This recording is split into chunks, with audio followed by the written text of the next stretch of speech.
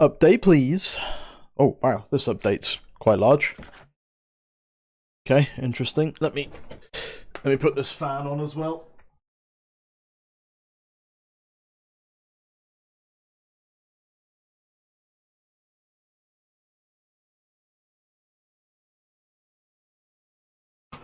That'll do.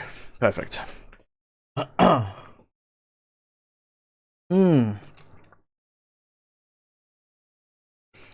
38. Thank you, Jason. Appreciate you. Welcome back, welcome back.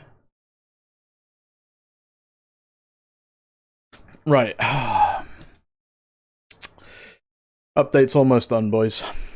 But yeah, so really quickly, stuff that stands out so far. Give me a sec. Alright. Let's actually get this all set up, shall we? Hold on. Boom.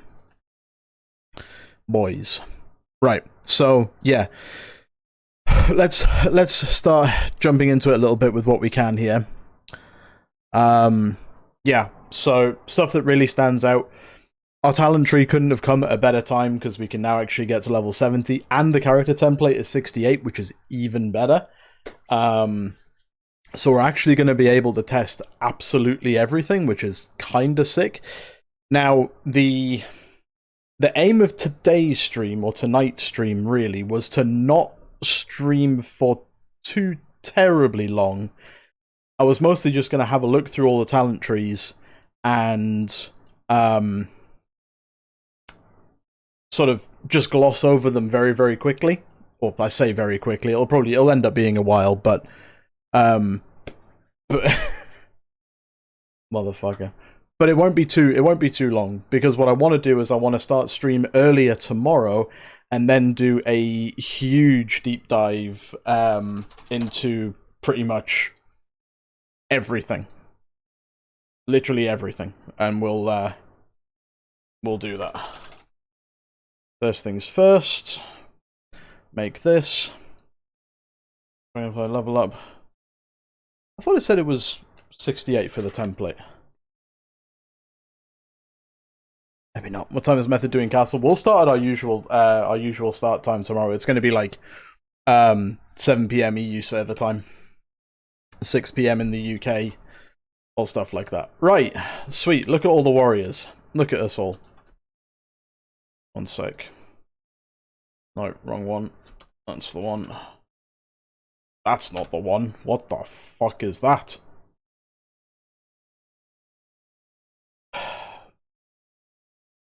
Do this.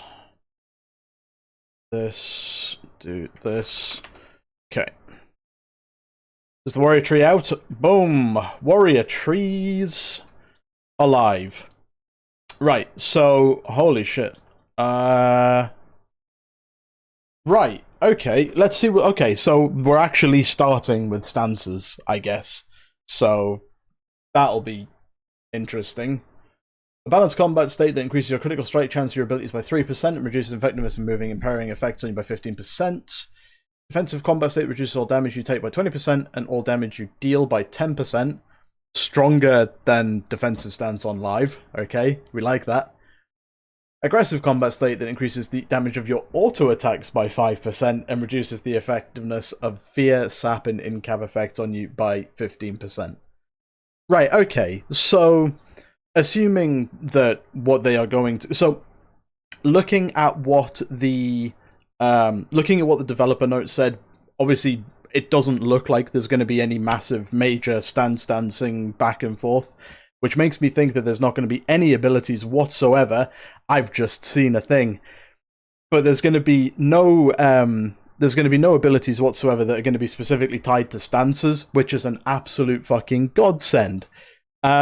Right, the first thing that I've noticed, and I'm gonna check if this is real. Exactly, the first thing I noticed. I have already peeked. I've already peeked. Look at this. Now, did I not say for ages, have I not said that Warrior was going to get Shockwave in the general talent tree? It's quite low down. Which is a tad concerning. It's also a really long cooldown. but it's fine. It's fine. That's actually pretty sick. That is actually pretty sick. Yeah, amazing. I love it. I love it. I love getting Shockwave. I think that's actually going to be sick. Avatar's also in the general talent tree, which is also quite concerning. I'm not entirely sure what they're going to do for arms in that sense, but we'll see. Whatever. We're gonna go from the top, and we're gonna start working our way down. Again, the idea of today's stream is to be fairly short and just gloss over things. Straight up. That's the whole idea behind today's stream. So we'll go over it. So we've already gone through the 3 stances. What do we got? Fast footwork, movement speed increased by 5. Sure. Rally's really high up, which is nice. Rally and improved rally are almost unavoidable to take. Almost. I mean, in a raid setting, you 100% take these anyway. What's after it, though? Oh! Hello!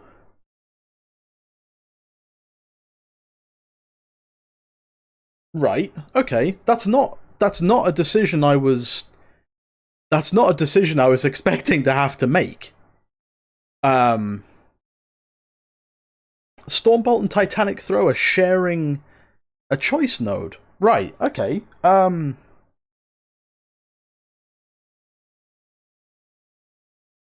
mean, it's fine. It's fine. It's fine. It's fine. Like, it's not going to matter hugely. It just means that... I suppose if we are...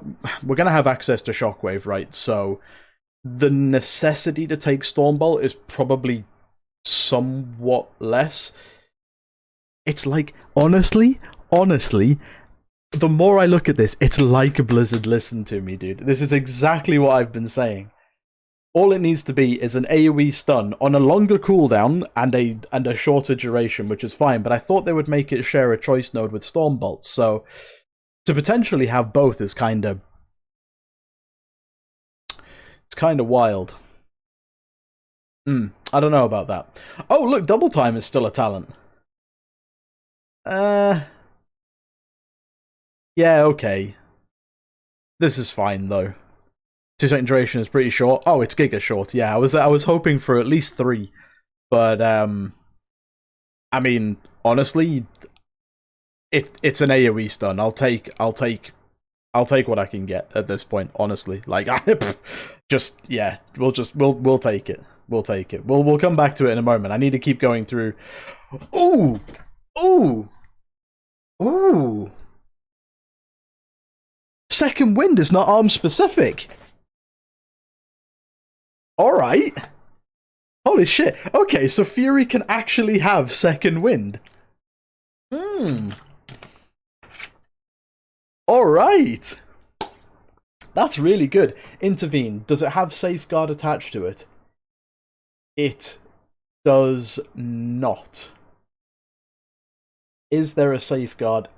Has Safeguard even made it in? Or maybe it's prot specific? Maybe it's prot specific. Hold on.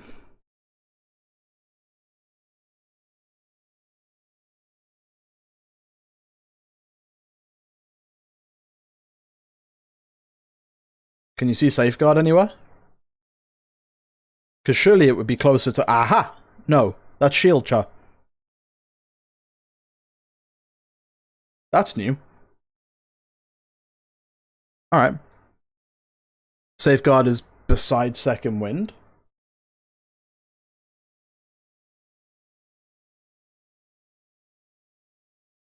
No. I don't see it. Am I tweaking?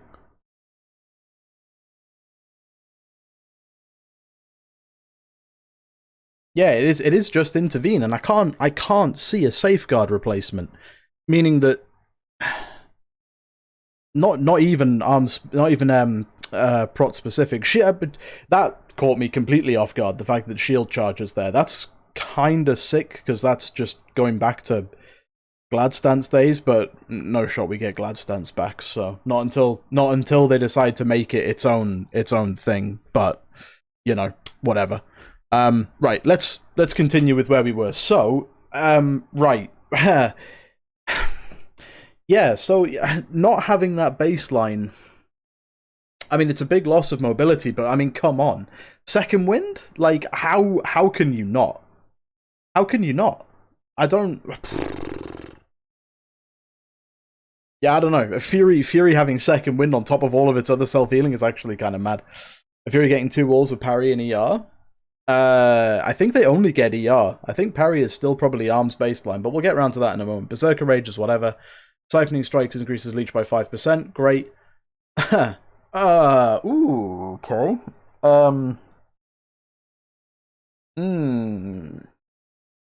So, all of our mobility is now talents.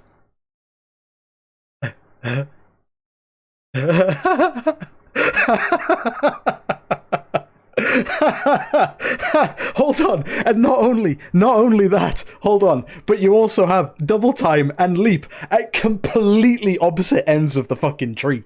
Like, completely opposite ends of the tree. Luckily, they're high enough that I don't think it's gonna matter, but you could be in a position where you have to invest so many talents up here. Oh.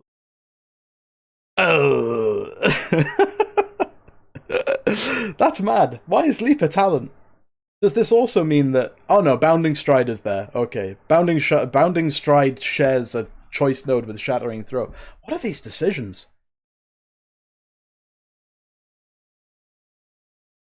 Berserker Rage...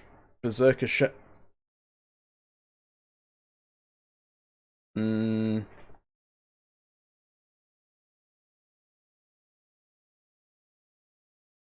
Yeah, right, sure. Okay, these two are the same thing. I'm assuming that's going to do something with Berserker Rage. We'll see if it does or not, but I guess that's a... Yeah, sure. Oh, Spell Reflect's also a talent. Oh my god, we have to choose between so much good stuff. Right, so... That means... Okay, hold on, whoa. That means third row down. Obviously, by the looks of it, because stances are here, but looking through the stances, none of them seem to do anything particularly special. So we're probably not going to be investing multiple points in the top row. You wouldn't imagine, right? The second row, so far, fast footwork you could probably take. Rally you'll 100% take, which opens up double time, Inspiring Presence, and Spell Reflect. Second wind you would probably take in most cases. Berserker Rage you can probably ignore. Siphoning Strikes is probably good to have in, well, in most situations, to be fair. And then you're literally looking at investing probably 4 points. Potentially 4 points minimum. Well, depending on what this becomes, it's 4 points minimum in this third row. You could probably get away without having double time for Fury in most cases. Inspiring Presence, if you take Rally, you 100% take that regardless. Spell Reflect you are going to want in almost every single situation, but I guess having the option to not take it is okay, I suppose. Oh look, War Machine's here. And there's almost no chance you don't take Heroic Leap. Like, I can't imagine a time where you wouldn't. Furious Blows, Damage of Bloodthirst, Slam, Shield Slam, will increase by 10. It's throughput, so you want it. Impending Victory and Piercing Howl are on the same... That's kind of a choice that I'm okay with making. I suppose especially for Fury, now that it's got access to Second Wind as well, to me that looks like, honestly, like it honestly looks like a raid for Impending Victory and M+ choice for Piercing Howl. I don't see any issue with that one. Intimidating Shout, it's possibly one of the worst AoE CCs in the game, so that's fine. Stormbolt and Titanic Throw we've covered already. I mean, Titanic Throw is literally just a Heroic Throw replacement, just AoE. I don't think it's going to be as useful, but it's definitely not going to be as useful for DPS compared to Prot. So I guess for the most part, you could I mean, would you even go down this far? I guess unless you wanted Thunderclap. Is this where Blood and Thunder is?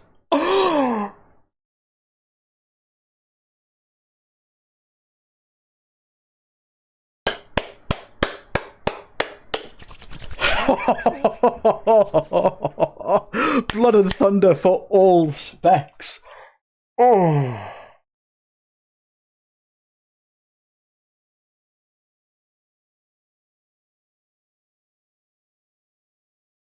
So what's Ren doing over here then? Why? Hold up. Why have we got... What's the other... Oh, Pain and Gain is the other one. It's the condensed Animosphere, so that's fine. It would mostly be Rend. Right. Okay. I mean, yeah. Whatever. Like, whatever. Like, having access to Blood and Thunder. The fact that Arms can have access to Blood and Thunder is sick enough.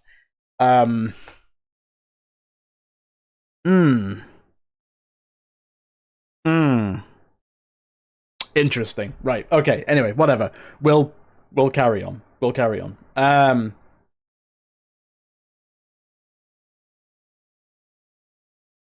Right. Okay. Actual Shadowlands Massacre is there as well, then.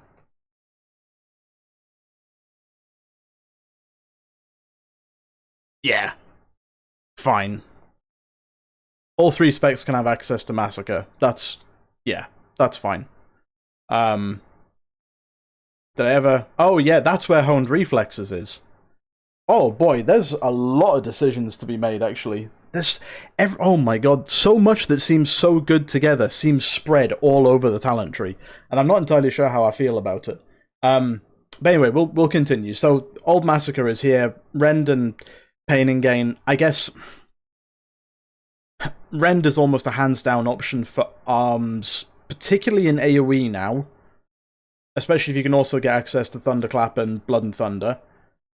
Cacophonous Roar's there, but you're pretty much never going to take that. War Machine's there... Ooh. That's a big amount of extra rage on auto attacks. That's much bigger than on live. Wow. That's huge. That's actually huge for Arms.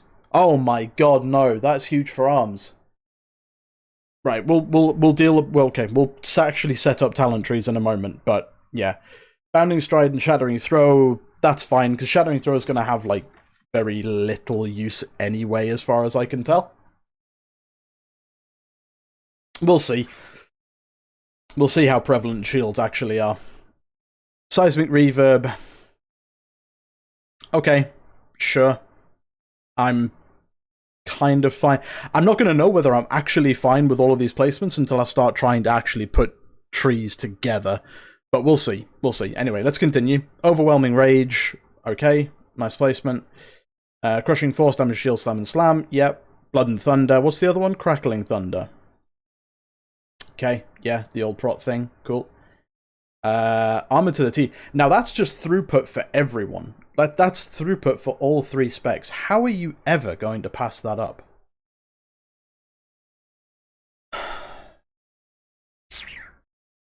And that's starting to get quite low down the tree. And that is very far off to the side.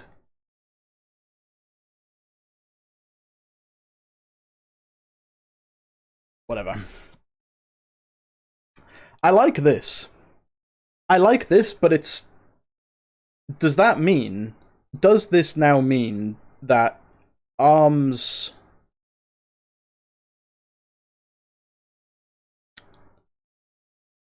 Does this mean that Arms is not going to have access to a defensive cooldown without talenting into it on the general tree? And is there anything on this side that you would... That's where Frothing Berserker went.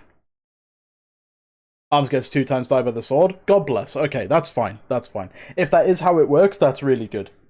That's really good. So yeah, that's where Frothing Berserker went. Right.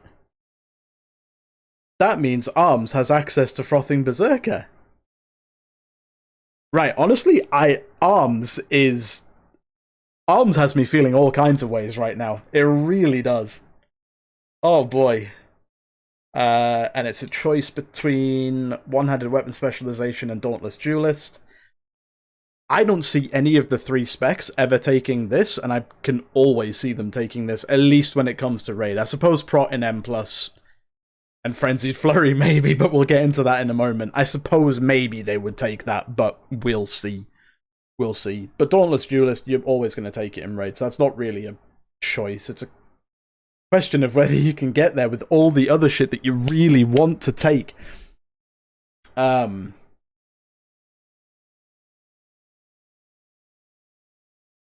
This does inherently mean that, Jesus Christ, this actually means that Prot has access to Die by the Sword. Wow. Wow. Okay. So every 2 minutes, they just parry everything for 8 seconds. So they don't need to spend anything on shield block or ignore pain. They can just... Yeah, okay. Wow. Right. Sure. Fine. Cruel Strikes, crit chance by 2%. That's more throughput. That's more throughput that we're going to want to take, which is annoying. Increases armor by 30% of your strength. I wonder if these two feed off each other.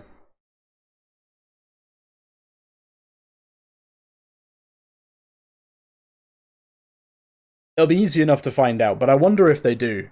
It would be... If they do, then that's very important. That's really important. Stamina by 5 and 10%. Okay, so you have to take stamina in order to get to Shockwave.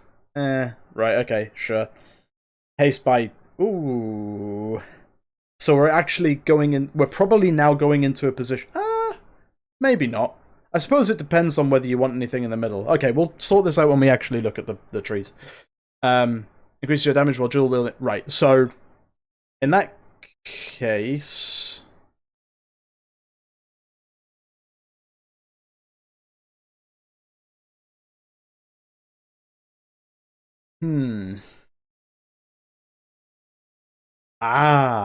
Right. Okay. That's quite good.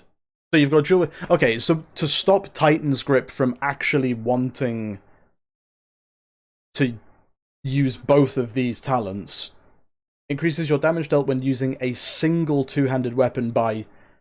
I'm assuming that's supposed to be 5% and not 5. I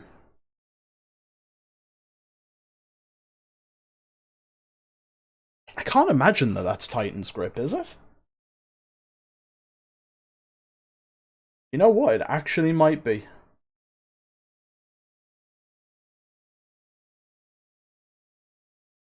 You know what? You might not be wrong. Unless it's here somewhere. No, Titan's Grip's there. So unless...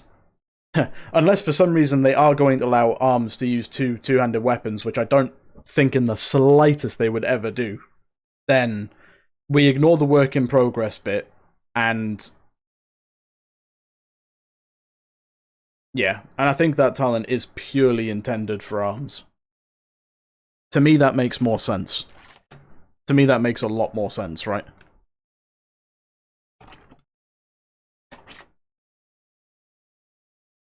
We'll see. We'll see as we move through. What else have we got? So we had... Yeah, we had that. That's fine. Thunderous Roar. Is Dragon Roar in this tree anywhere that we can see? I'm convinced I saw it earlier. It's not. Okay, so this is the new Dragon Roar then. Roar is supposed to be in a 16-yard cone, causing enemies to bleed. So it's effectively just replaced Dragon Roar then, right?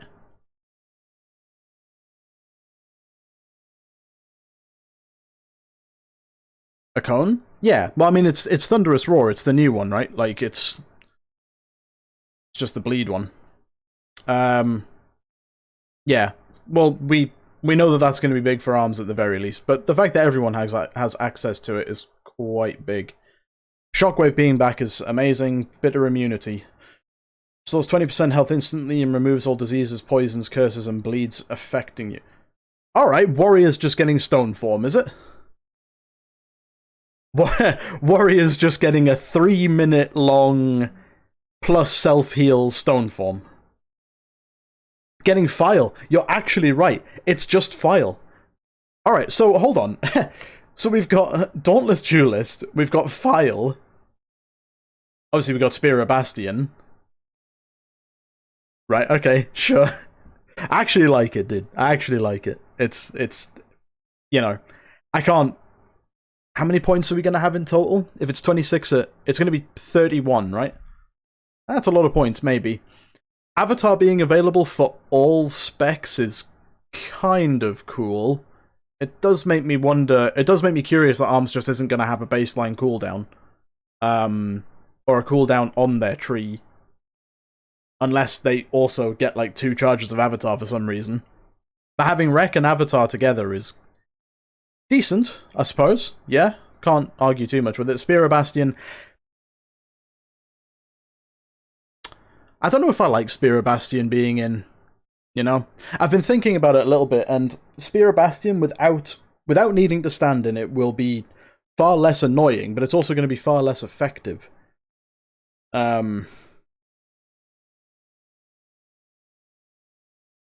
Yeah, I don't know. What follows on with it, though? Never mind. Never mind. Cut that. Cut that. Cut that. Cut that. Jesus fucking Christ. Course you did. Course you fucking did. Oh, you assholes. Oh. Okay, never mind. That's actually going to be... It is also Elysian versus Piercing Verdict, yeah. But I think that's almost kind of fine. That's almost kind of fine, I think. But honestly, I immediately, in my head, given that we know that Fury's going to have a lot of, like, instant cast AoE damage, like, especially with Odin's Fury coming back, I see you there. I see you there. I see you. Yeah, okay. I see you there. But knowing that we have that, knowing that we have Thunderous Roar, Elysian Might could actually be kind of important. Which does have me a little bit worried, because I don't want to have to play with it, but... yeah. Whatever. What else have we got to decide between? Unstoppable Force, which is just the prot stuff anyway. Right. Okay.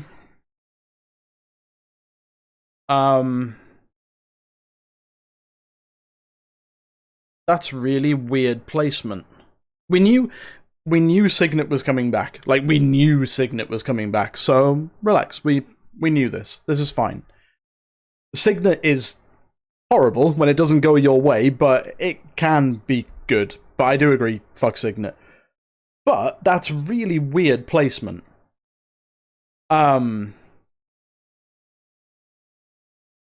Yeah. That's a really strange one.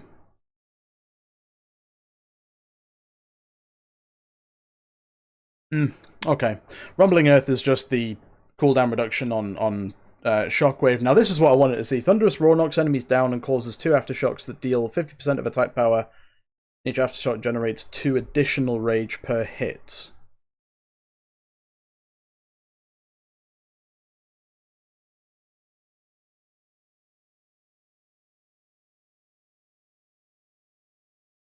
Yeah, okay. So it's just a stronger Thunderous Roar then.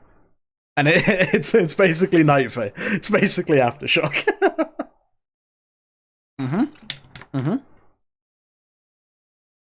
Sure. Why not? I'll finish this off.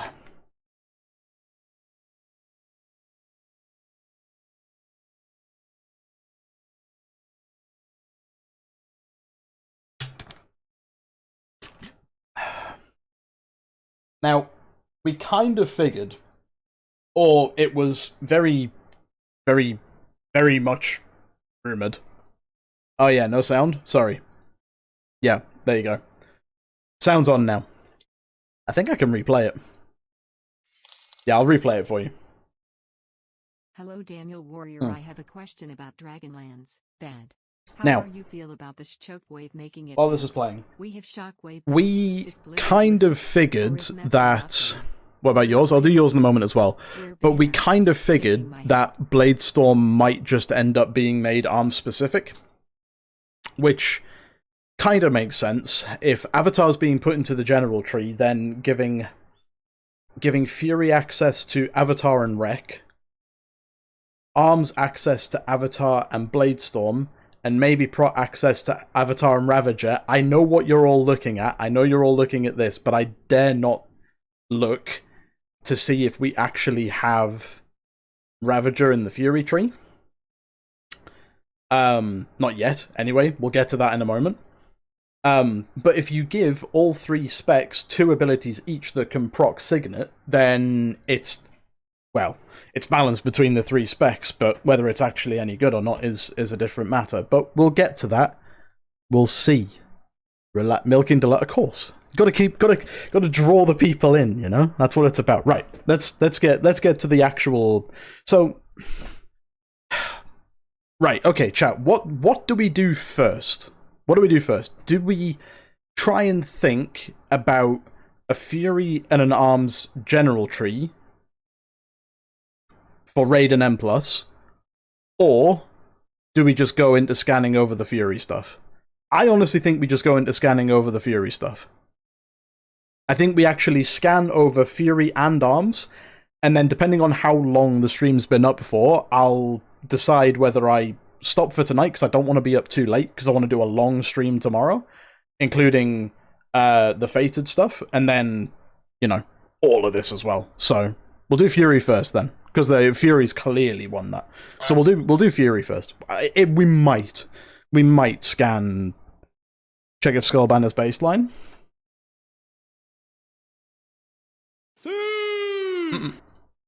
No sign of it. No sign of it at all. Sue. Right, so let's go over the Fury stuff. And then, you know, if we don't have a huge amount of time at the end, maybe I'll scan over the prod stuff as well. But, okay, so Bloodthirst, great. Raging Blow, whatever. Improved Enrage. So what is baseline Enrage? Becoming Enraged increases your damage done by 30%. Right, okay, so baseline Enrage is just 30% increased damage. Improved Enrage is the haste plus the movement speed. No one cares about the movement speed, but the haste is obviously going to be a no-brainer. Enrage Regen, we knew that was coming. Great. Improved Execute. That... Ooh!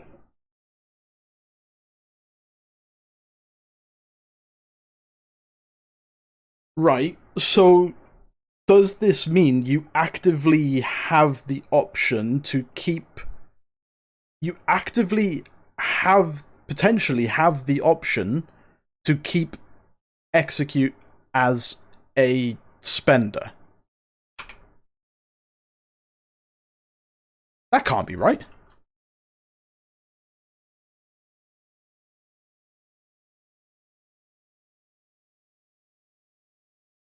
But where's baseline Execute?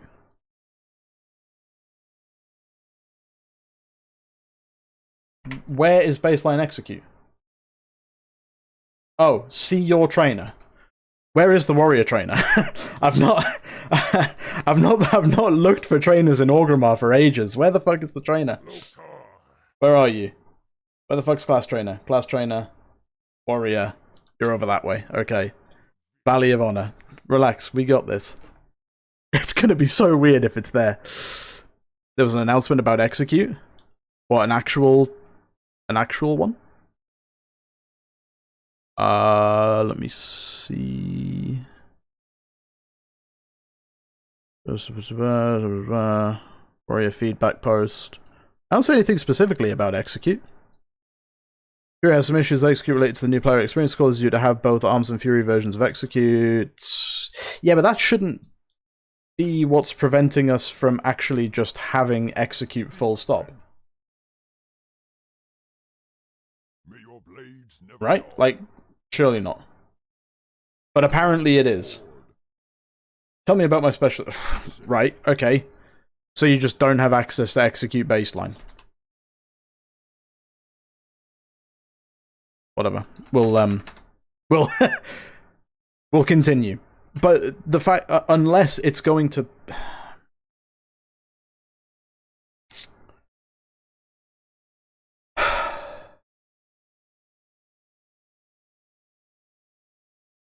we'll carry on. But assuming that this is the place where improved execute is actually supposed to be, that could possibly mean that you actually have the option to play with spend or execute.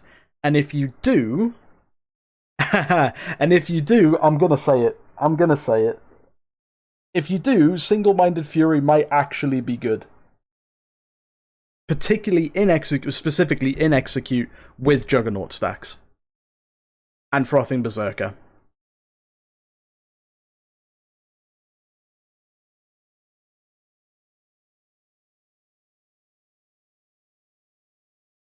We'll see, though. We'll see. A lot of it depends on whether this is actually intended to be... whether this is intended to be improved execute, and whether its place in the tree is actually, like, fine. Juggernaut only stacks to 20 now. We'll get to that in a moment. Improved Bloodthirst is what it is. Warpaint, great. Sudden Death, sure. Invigorating Fury, we saw that was coming, and that's quite big.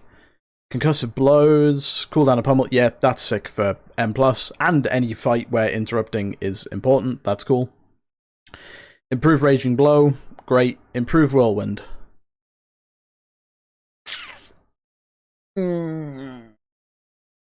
So you actually have to talent into your cleave. Yeah, okay, sure, why not? We've had to talent into everything else so far, so why the fuck not? Why the fuck not? Whirlwind also costs Rage baseline. Does it actually? Does it actually? Doesn't say that it does. Let me put that in the bag. Yeah, it doesn't. Talent says it makes it free, so it should. Okay, so it should cost Rage. Okay, so it should cost Rage, theoretically, then. Yeah, fair enough. Fair enough, whatever. They just gave you everything? Yeah, true. Haven't checked out arms yet, no. Not yet, but we will. Rampage is actually something that you have to talent into, because why wouldn't it be? Our main damage ability and our main spender has to be talented into. It's kind of unavoidable though, right? Because there's almost no situation that you don't take Enrage Regen. There's almost no situation that you don't take either Sudden Death or Invigorating Fury, or both, to be honest. They're both kind of sick. So you would take Rampage. What's this? Focusing Chaos. Yeah, sure. What follows it, though? No! No! No! Oh.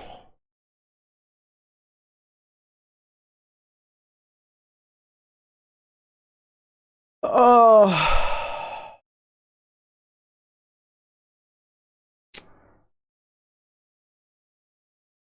I didn't want this. I was kind of hoping that we could get away with this. I had to check again to see if it was like, to see if it was not going to.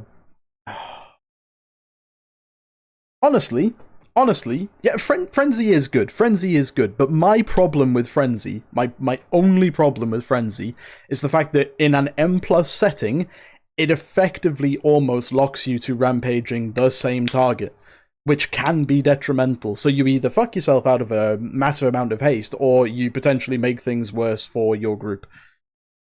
Don't take it, then? Yeah, I mean, it's obviously going to be easy to not take. What's the other one? The other one is Improved Rampage. Sure. Why not? Yeah, fine. But I would just hope to not see it. That's all. That's all I wanted, just to not see it. Anyway. Single-Minded Fury. So the old Single-Minded Fury is actually still there. This changes everything. Okay. Okay. Rampage that improved Rampage doesn't enrage you? Yeah, I mean, what you expected them to give us everything in the one in the one ability. No, don't be silly. They got to flesh out the talent trees, you know. Yeah, 12%. It is 12% damage, but I think it's 12% on live as well. I know it didn't go live in Shadowlands like that, but 12% extra damage is good. It'll all be completely pointless if, once again, we only have two-handed weapons with special effects on them. But anyway, Blood Craze, like guaranteed Bloodthirst crits, that's pretty good because we know that Cold Steel is coming back. There it is. Bloodthirster. Fresh meat is there. God bless. Okay, good. Good. Good. Yeah, good. Okay, nice. That makes me happy. That does make me happy. Trying to go through Fury and M+ without this would have felt really fucking awful, but yeah. Okay, cool, nice. Frenzy, yeah, improved Rampage, okay. Cruelty, just the same as it was. Choose something out as well if that makes things easy for you. It'll be fine just like this. It'll be fine just like this. Titan's Grip is exactly where it would be, on the complete opposite side of the tree. Onslaught. Yeehaw. Pulverize, which makes Onslaught actually worth using. Wrath and Fury, damage of Raging Blow increased. Interesting that they put that immediately after Titan's Grip. Sure, though.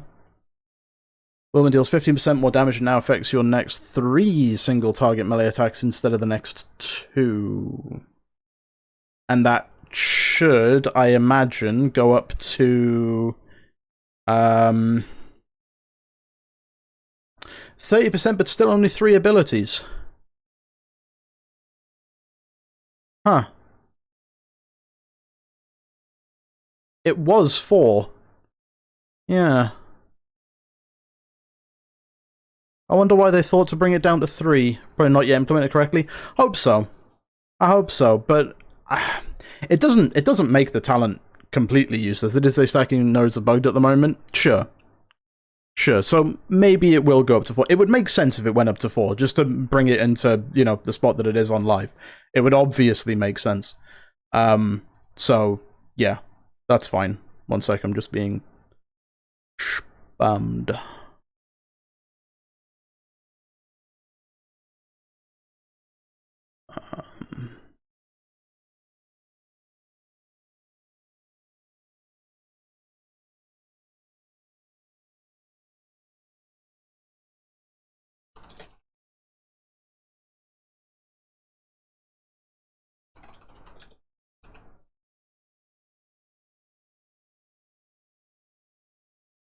Alright, sweet. We'll continue. Sorry. Right, where were we? So, Meat Cleaver, yeah, fine. Recklessness is quite far down, isn't it?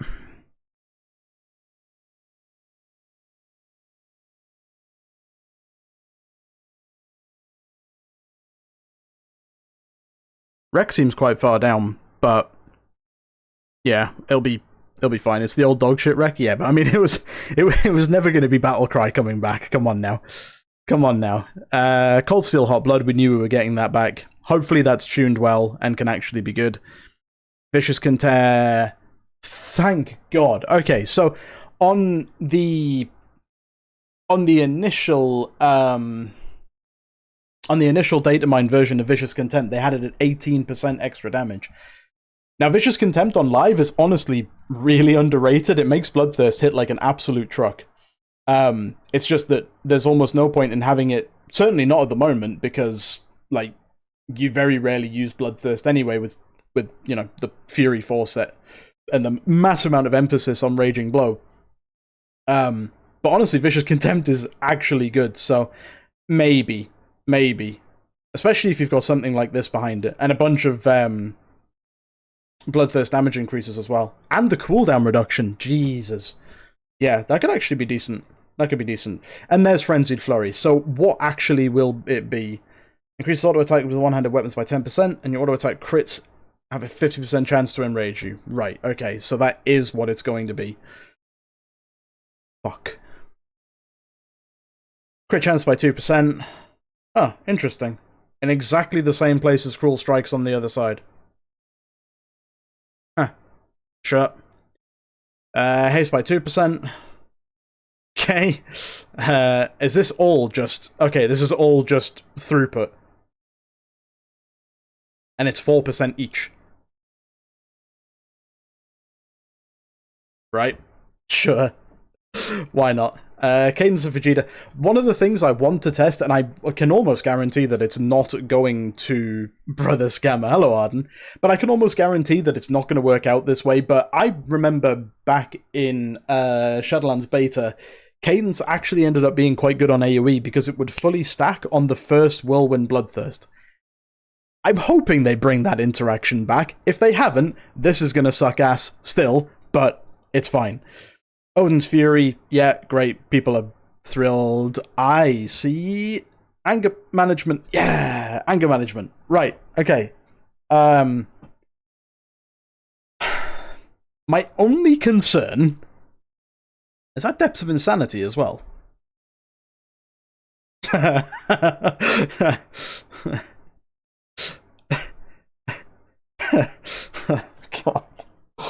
Oh, God. Right. Okay. Yeah, okay. Yeah. We'll move on. Now my what I kind of hoped was that the baseline rec cooldown would come down to 1 minute. And then you wouldn't have to have either had or played anger management, but whatever. Like playing although mate, you know what? I have just had a thought. It's almost as if they've tried pushing Fury more towards a 1.5 and 45-second cooldown based spec in the same way that Arms was, because other than Spear of Bastion, which for some reason is still 1 minute, like whatever. You've got Thunderous Roar on 45 seconds. You've got Avatar on 1.5 minutes. You've got Odin's Fury on 45 seconds. Wreck on 1.5 baseline. Reckless Abandon behind it. You could legitimately just play full 1.5 minutes and 45 seconds. You could just do that. And you can always just not play Spear. Like, that's not a problem. It's not like you're missing much. You would probably look to play it in, well, AoE situations, obviously, but yeah, I don't know. It seems very off. Also, we've got Siegebreaker on a 30-second cooldown. How could I forget? How could I forget? This just needs to... I get that this is going to make it better. I get that this will make it feel not quite as bad, because Siegebreaker damage going up, it'll actually feel like it does something. The duration going up, meaning it'll feel slightly less wasted. You're still going to waste a global of the duration, but whatever. And we do actually have Ravager. Right. What's this, then? Ravager's duration increased by 2 seconds. Right. Okay. Hmm. Hmm.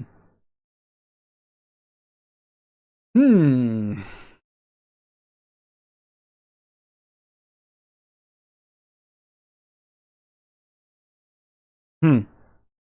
Sure. Okay. Why not? Why the fuck not? Anyway, back to where we were. Bleed damage of Odin's Fury, Thunderous Roar and Gushing Wound increased by 15%. We kind of knew that was coming. Aha! That's where Sidearm was.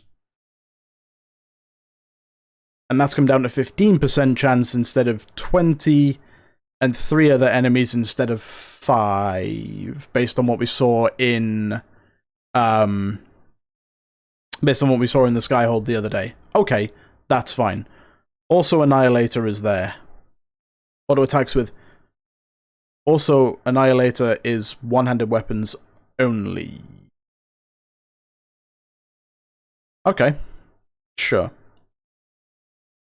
Sure. Alright, the tree looks interesting.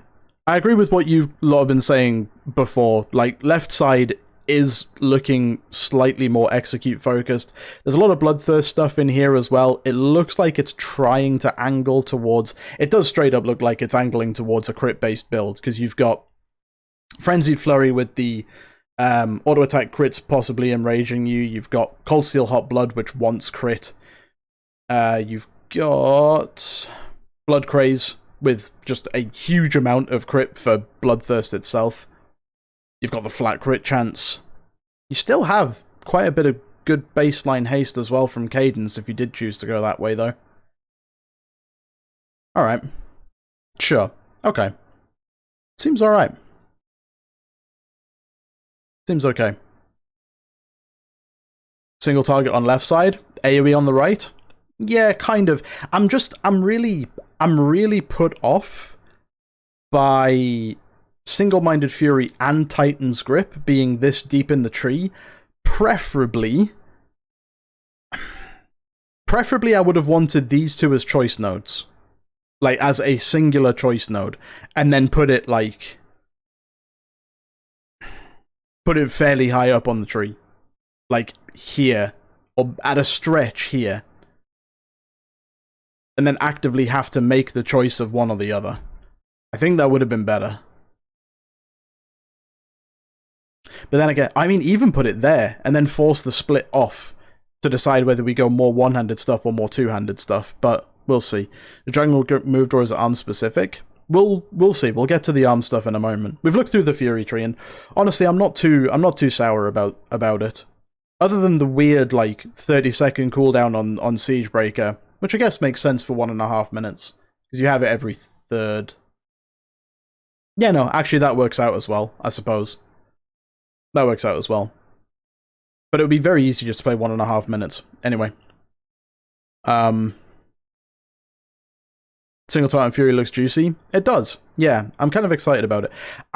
I'm really intrigued to see how Single-Minded Fury works out. I know there are so many people that say no one plays it and no one likes it and stuff like that. Like, I get that, but no one plays it right now because there's no need to play it. There's no... how do I put it? There's no distinct playstyle difference between the two. You know? It just doesn't make sense that someone would play one or the other. But if this does manage to somehow bring in some kind of playstyle change, which it might, I guess, with a more auto-attack focused playstyle, which I don't know how the fuck that would work out. I don't know. We'll see. We'll see. You're certainly going to build more crit going this way, at the very least. I don't know. I do think that Single-Minded Fury could actually have a place now. Right, you guys wanted to see this. Need to get 4 weapons is going to suck. Yeah.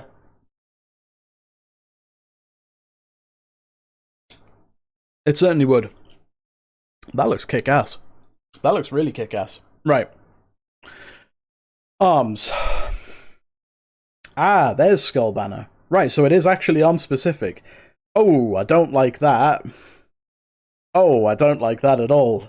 Oh, I really don't like that. But to be fair, I was saying a while ago that Arms was looking more interesting than Fury was anyway. So, from the top. From the top. Mortal Strike, fine. Overpower, I wish it would go away, but fine. Damage of Slam and Whirlwind, okay. Tactician proccing Overpower, okay. Escanoids with cooldown, refunds 20%. Does that mean that you could get both an improved execute refund and a frothing berserker refund?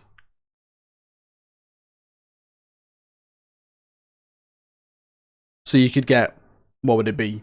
Potentially 16 rage back. On a 40 rage cast, like, but... yeah, that's something, I guess. That's something, I guess. That's not too bad. Is that Mortal Combo? No, it is actually just Exhilarate. Right, okay, so I've been saying this for a while. Ever since this was data mined. This talent, to me, does not make sense unless it has at least a partial refund on the Mortal Strike cost when it resets. It doesn't need to be free. It doesn't necessarily need to refund the entire cost, though it would be even better if it did. But it needs at least a partial refund. Because under no... it's going to be very, very doubtful that you have the rage to use that reset Mortal Strike immediately once you get the reset. That's going to be super unlikely. And then you're just wasting seconds of the cooldown anyway. But... whatever. I am kind of hoping that they put at least some kind of partial... I guess having Frothing Berserker could potentially offset that a little bit, but it's not enough. It's not enough. You're looking at like a 50% refund minimum, I would have thought. But whatever. It's fine. Concussive Blows again. Good. We like that. Sudden Death. Great. Martial Prowess. Martial prowess is just the overpower stacks. Right, okay, sure. Fueled by violence, fine. Fervor is coming back. Right. Still no whirlwind damage increase. Right. Good. Great. Doesn't help. Doesn't help. Maybe with Test of Might, but you're not gonna have the rage income to make that worthwhile. You're not. Anyway. Impale, damage to critical strikes deal an additional 10% damage. Great, probably 20%. Sweep, the new sweep, not the new sweep. Improved sweep, there it is. But sweep, great. Colossal Smash, fine. Cleave is a talent. Oh, you bastards.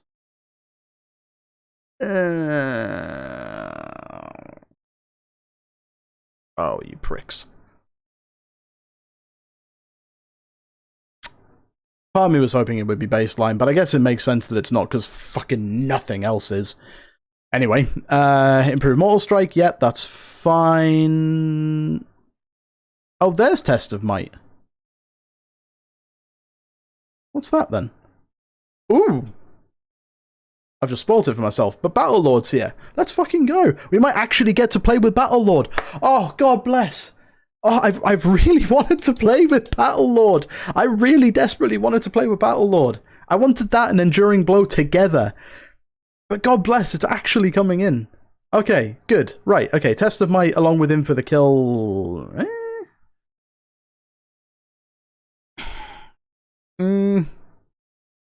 Yeah, fine. Yeah, okay, we'll need to think about that. We'll need to think about that for a moment. That version of collateral damage is still here.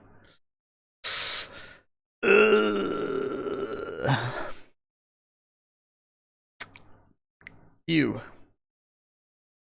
Gross. Exploit the weakness. Tactician's chance to trigger is increases if you spend 3% more rage. That's fine. Okay, and that's where punishment is. Right. Fine. That means it's, I think collateral beats plus 2 seconds of sweep. Oh yeah, was that not supposed to be... Hold the phone.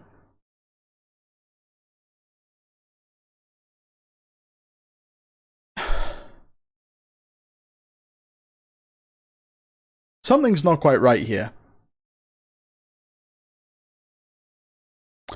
Remind me what the cooldown is of sweep on live. It's 30, right?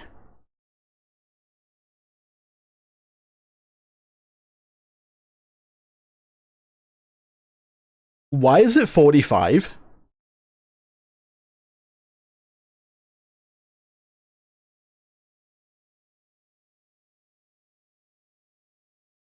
Rank 2? Ah, you might be right. Yes, okay. No. Calma. You might be right. It might be a rank 2 thing, because there is a lot of rank 2 stuff missing. So calma. We're fine. Glad to oblige a fellow scientist.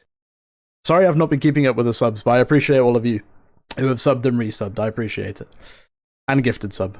I appreciate it. Right, okay. Skull Splitter, still almost as useless as ever, depending on how much other sources of rage we have. But we'll see. Damage of Overpower, whatever. Deadly Calm. It's still kind of useless. Unless they allow it to also proc Tactician, it's effectively pointless. There's no sense in having it. And the rest of it we've already looked at. Okay. Fracture, Skull Splitter... Huh. When Skull Splitter damages an opponent, it causes your deep wounds and rend effects to expire 200% faster.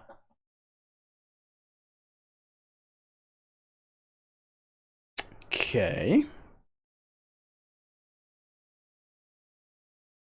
Interesting.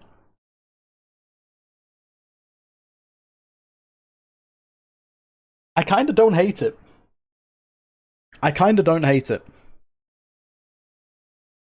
At least it gives Skull Splitter a bit more of a use instead of just it gives you rage. But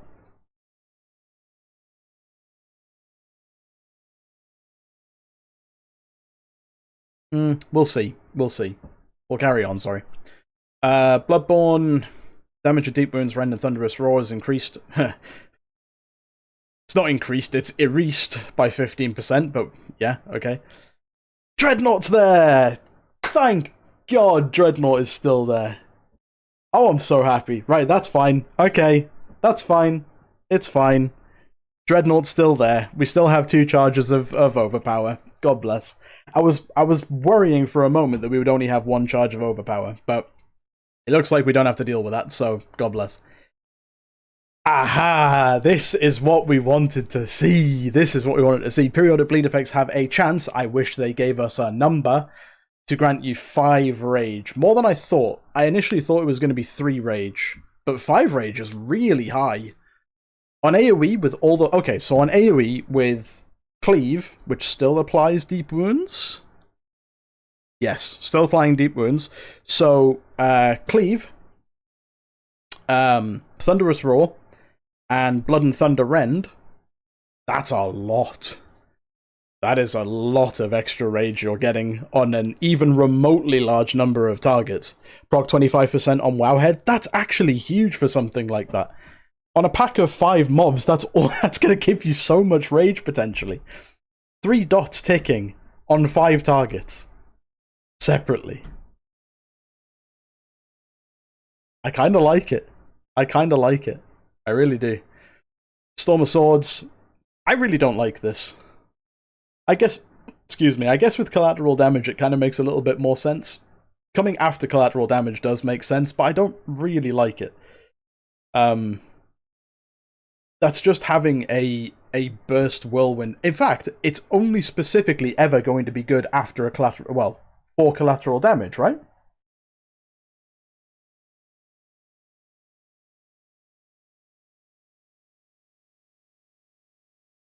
With Skull Splitter also. That's a good point, actually, yeah, yeah.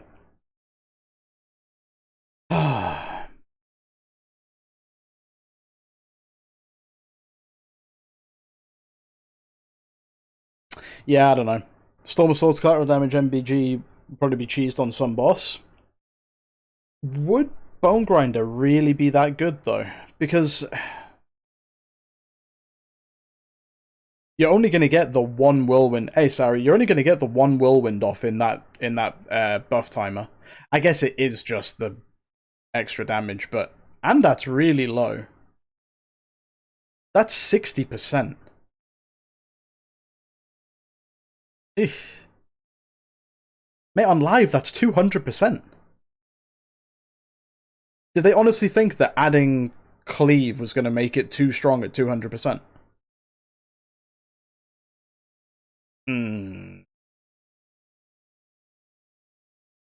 You're happy that you could spec it to one-hand specialization and dual wield his arms? Good, I'm glad. I'm glad.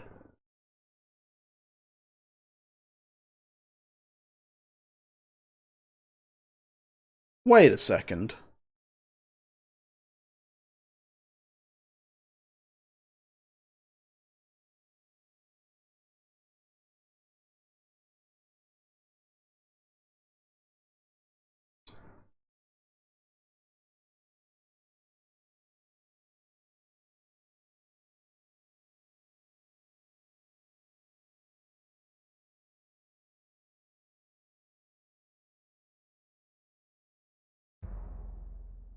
All right.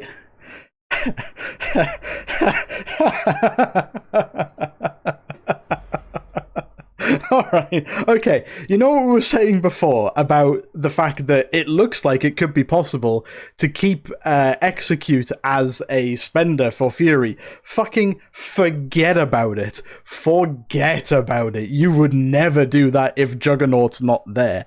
Yes, this makes more sense. This does make more sense, to be fair, because it's the version of Execute that's supposed to have no cooldown and is supposed to be the spender. So this does make more sense. It only stacks to 20 times, which is garbage, because it's 60% extra damage. For 8 seconds, I guess, is quite a long time, but it is only 60% extra damage. So we're not going to go absolutely fucking apeshit with it, but whatever. We'll... I'm just very surprised that Fury didn't get it. But again, in a way, I guess this makes more sense. But yeah. Anger management for arms as well, for Colossus Smash and Blade Storm. Cool. Every 20 rage. Is it like that on live? Ah!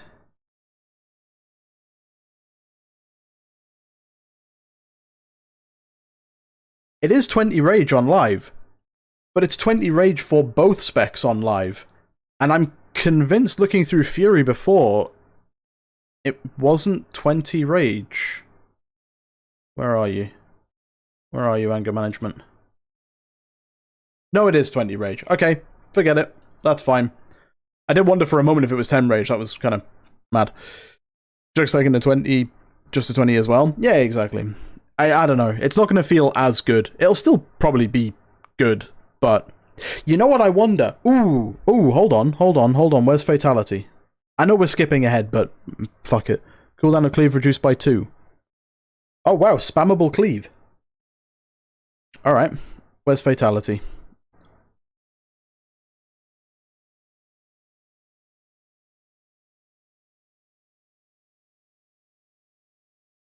God bless. God bless. Is that actual exploiter? Oh man. Hell yeah. Let's go. Bottom left, you said. Okay. Right, so suddenly, this potentially makes more sense.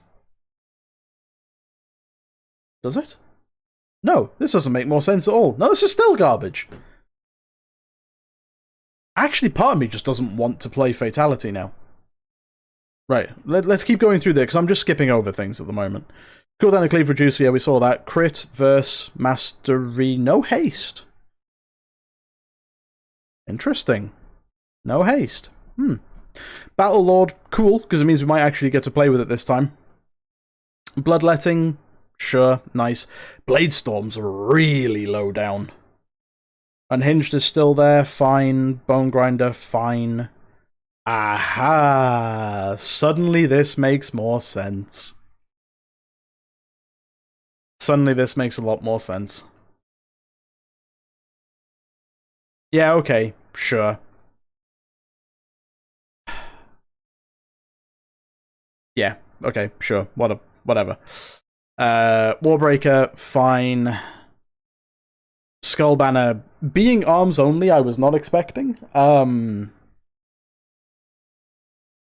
That effectively guarantees an arms warrior spot in the raid, right? Like, that effectively just guarantees it. Exploiter, great, actually old Exploiter, get in. And, yeah, we've looked at the rest. Right, so...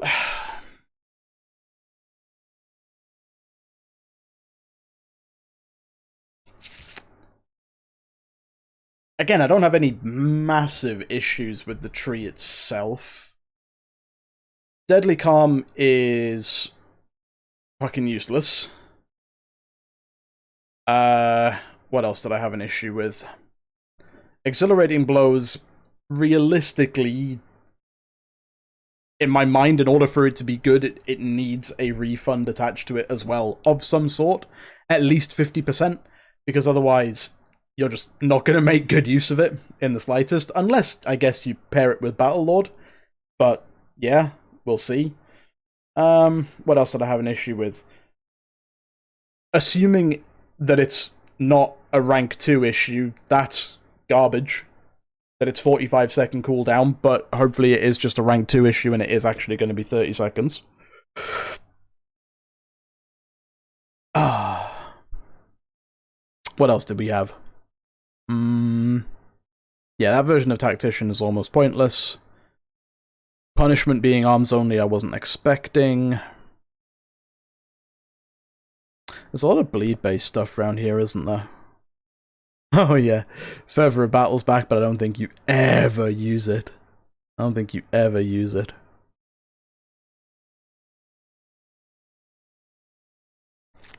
It actually won't let you take in for the kill and Test of Might together. Huh. Interesting. What does Skull Splitter do?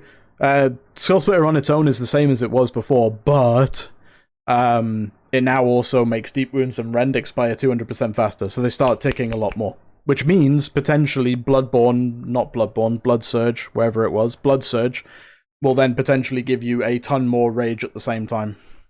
Check War Machine, is it still 50%? If I can remember where it was, there it is. Yep, still 50%. Really good. Really good. It's either Fervor or Deep Wounds Healing. Honestly, I would almost prefer the Deep Wounds Healing. I suppose, maybe not. Maybe not. A lot of it now depends on how the rage generation is going to be, because now almost 100%, you'll be taking War Machine as arms. Like, without a single doubt in my mind, you take War Machine as arms in almost every single situation. Like, that is a lot of the rage that we were missing. You know? That's 50% more rage each swing. That's massive. You doubt it'll be 50% for arms?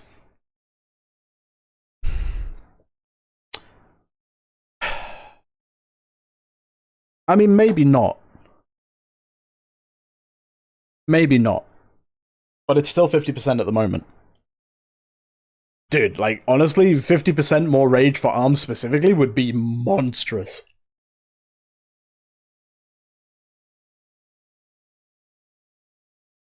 It would be absolutely ridiculous. What else do we have an issue with? Did we have an issue with much else, chat? Can I hover over Mortal Strike?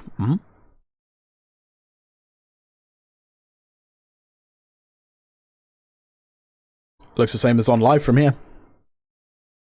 Cooldown Colossus Smash. That almost is definitely a rank 2 issue, because Warbreaker has 45 seconds. And they did also mention on the known issues that there were certain abilities that were not... certain abilities that weren't replacing other ones when they were taken. So, at the moment, if I took both... In fact, I can do it now, one sec. If I was to take both Colossus Smash and... I just want to get down as far as I can there. How much more do I need? Okay. So if I was to take both, it would probably just give me access to both. Or will it not? Is it actually replacing it properly? Okay, no, then it is just a rank 2 issue, that's all.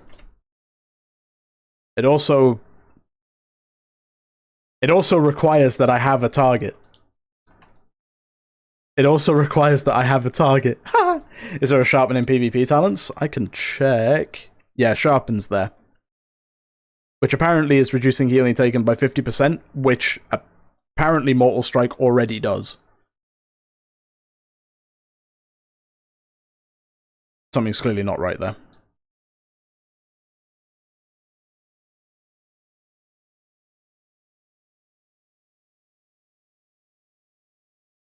Did that just not apply to AoE? Alright, okay. So 50% of the tooltip, but only accounts for PvE. Oh, right, and in PvP it would go down to 25%. That makes more sense. That makes more sense. I want to try this again in a moment, because I think it's just not... I think it's just straight up not working at the moment. That's going to be just the arms tree and non-joint talent tree for now. I've gone through the general talent stuff. I can go through it again in just a second. I just want to check this one. I just want to check this one thing real quick first. Because I do believe that Warbreaker's just not working at the moment.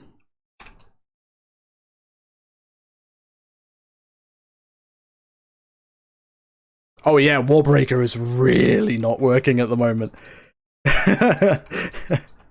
Alright, okay, good. Very nice. Very nice. Yeah, okay, so it still thinks it's got a minute and a half CD. That makes sense. That makes sense. Right, so...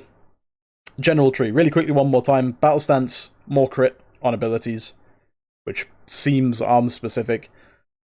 Defensive stance is better than the defensive stance on live, if I'm not mistaken. Damage taken reduced by 20. Damage you deal reduced by 10. Berserker stance is more auto-attack based, which clearly seems more Fury-centric. It is the same? Are you sure? Because I'm sure they nerfed defensive stance a while ago, didn't they? And basically just reversed the values. At least in PvP. Maybe not in PvE. Yeah, that was for PvP. Movement speed by 5%. Rally being that high is nice. This does mean, from what I can tell, that there is no safeguard.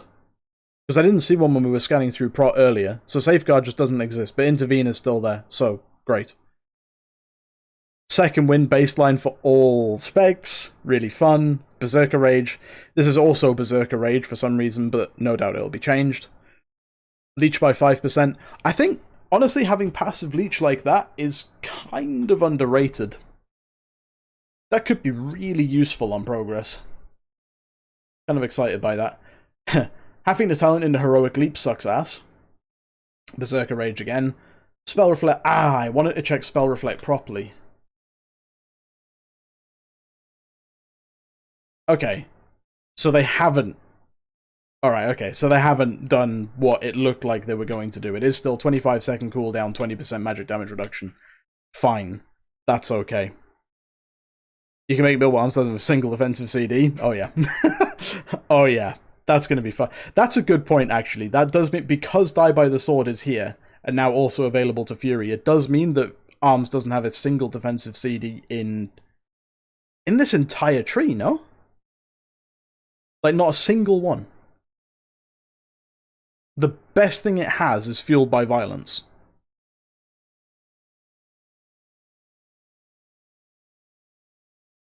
Actual glass cannon. Except you would just talent that anyway, so who cares? Ignore Pain is gone. No, Ignore Pain is still there. Is Ignore Pain baseline now? It should be, right? Or...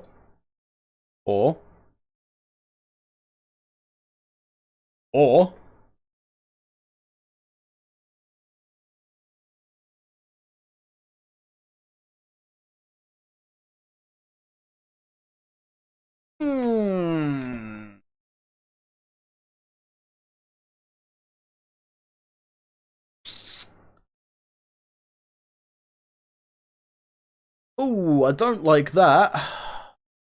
I don't like that at all.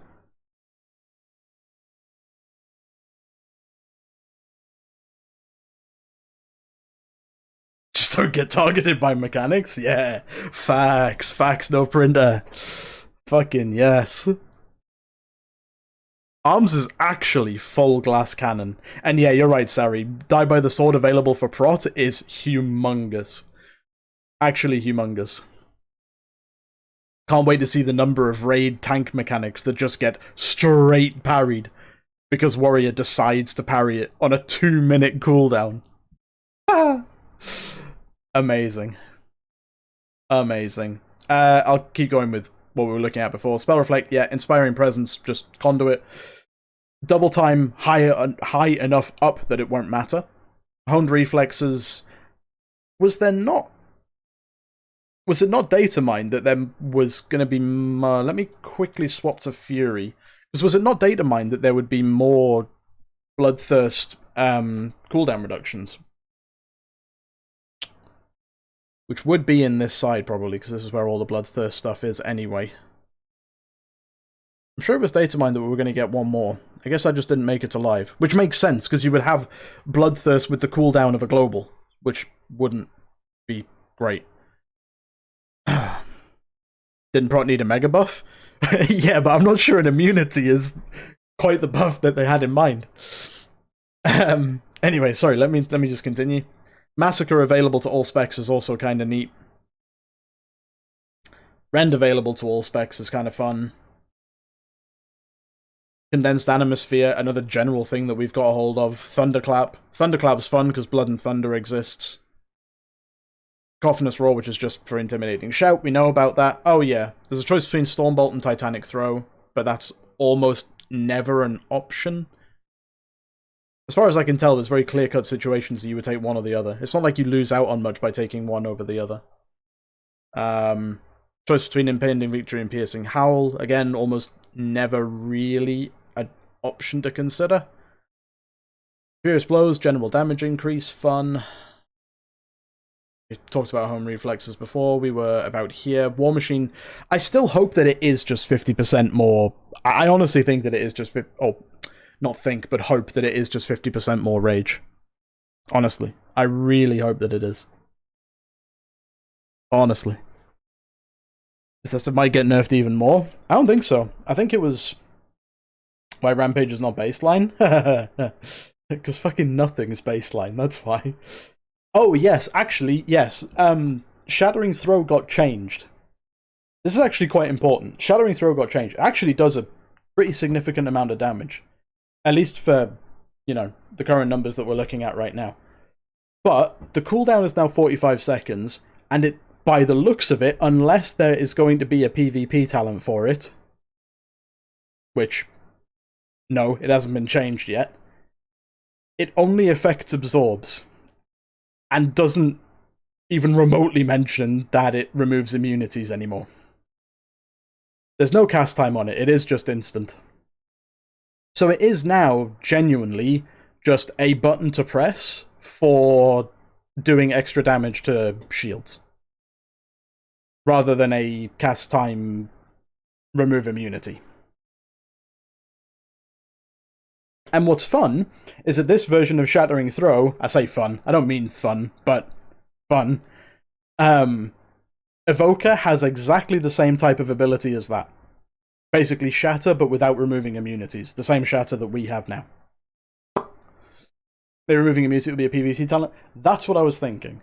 It would make sense if the cooldown has come down, that Demolition would be changed to give it the immunity removal. Because at the moment, it's just exactly the same as it was. It's the reduction of... it's reducing the cooldown by 2 minutes, which doesn't matter anymore because it's 45 seconds, and then extra damage to shields. So, unless that stays, and you actually just have a spammable ability on... a spammable ability that does, like, 1000% damage to shields. Yeah. Check it? I can check it, but I don't think it will. Where the fuck was it? How have I already lost it? There you are. It says it's still... one sec. It says it's still 45 seconds. Yeah, no, it's still 45 seconds. War mode? Shouldn't matter in here, should it? War mode on? No, never mind, it is actually just straight up no cool. Okay, we'll mess around with this in just a moment. Demolition will get changed. Demolition will 100% get changed. It will. It will. There's no shot that it remains like this. Otherwise, you legitimately just don't give a fuck if there's a Disc Priest on the other team. You actually just destroy them. I think it's weird that Fury can't get Blade Storm. I think the idea is that Odin's Fury is supposed to be the replacement. And it's like I was talking about earlier. If I'm... although, the very fact that they can get Ravager is quite strange. That does mean... actually, now that I think of it, this now means that Fury... I'll go back to the general tree stuff in a moment, I'm sorry. But this does now mean that Fury has 3 ways of proccing Signet. If Signet still works with Ravager, which I would need to check, because that's just an assumption. I literally just need to take whatever I can in order to reach it. Signet. And I need to get down to Ravager.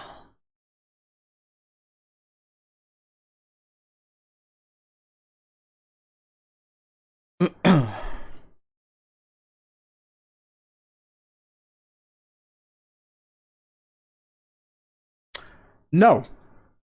Ravager doesn't proc it. Alright. So this makes sense then. Because this now means that Fury, Arms, and... maybe not Prot, but Fury and Arms at least have 2 separate ways of proccing Ravager.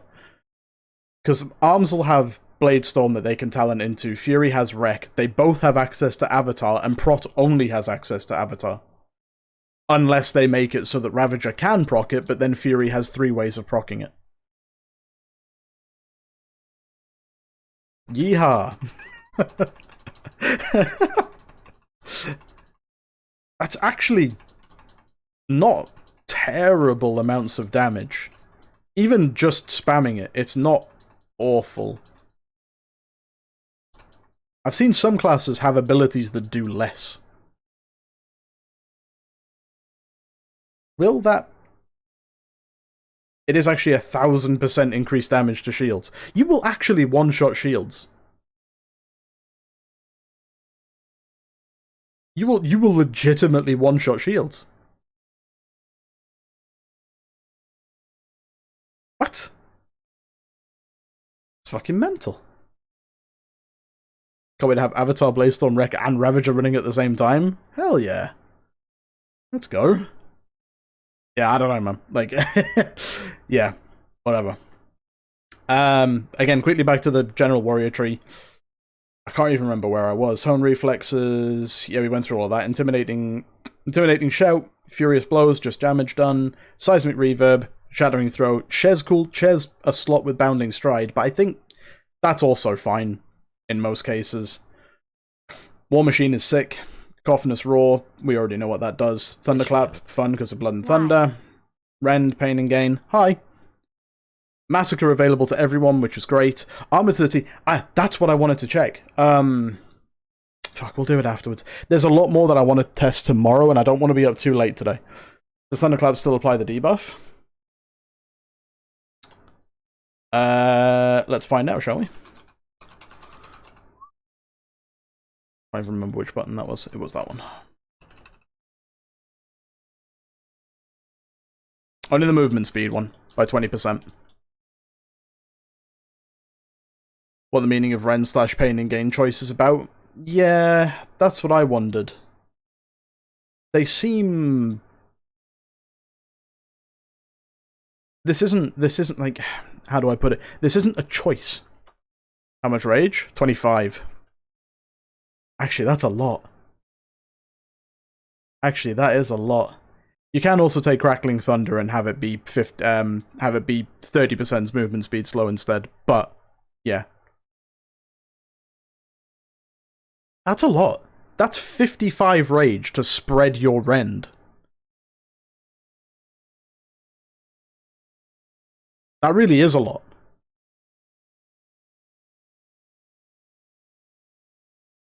At least to spread it first time. I suppose after that it kind of maintains itself, but with just 25 rage every time, but that's a very, very big...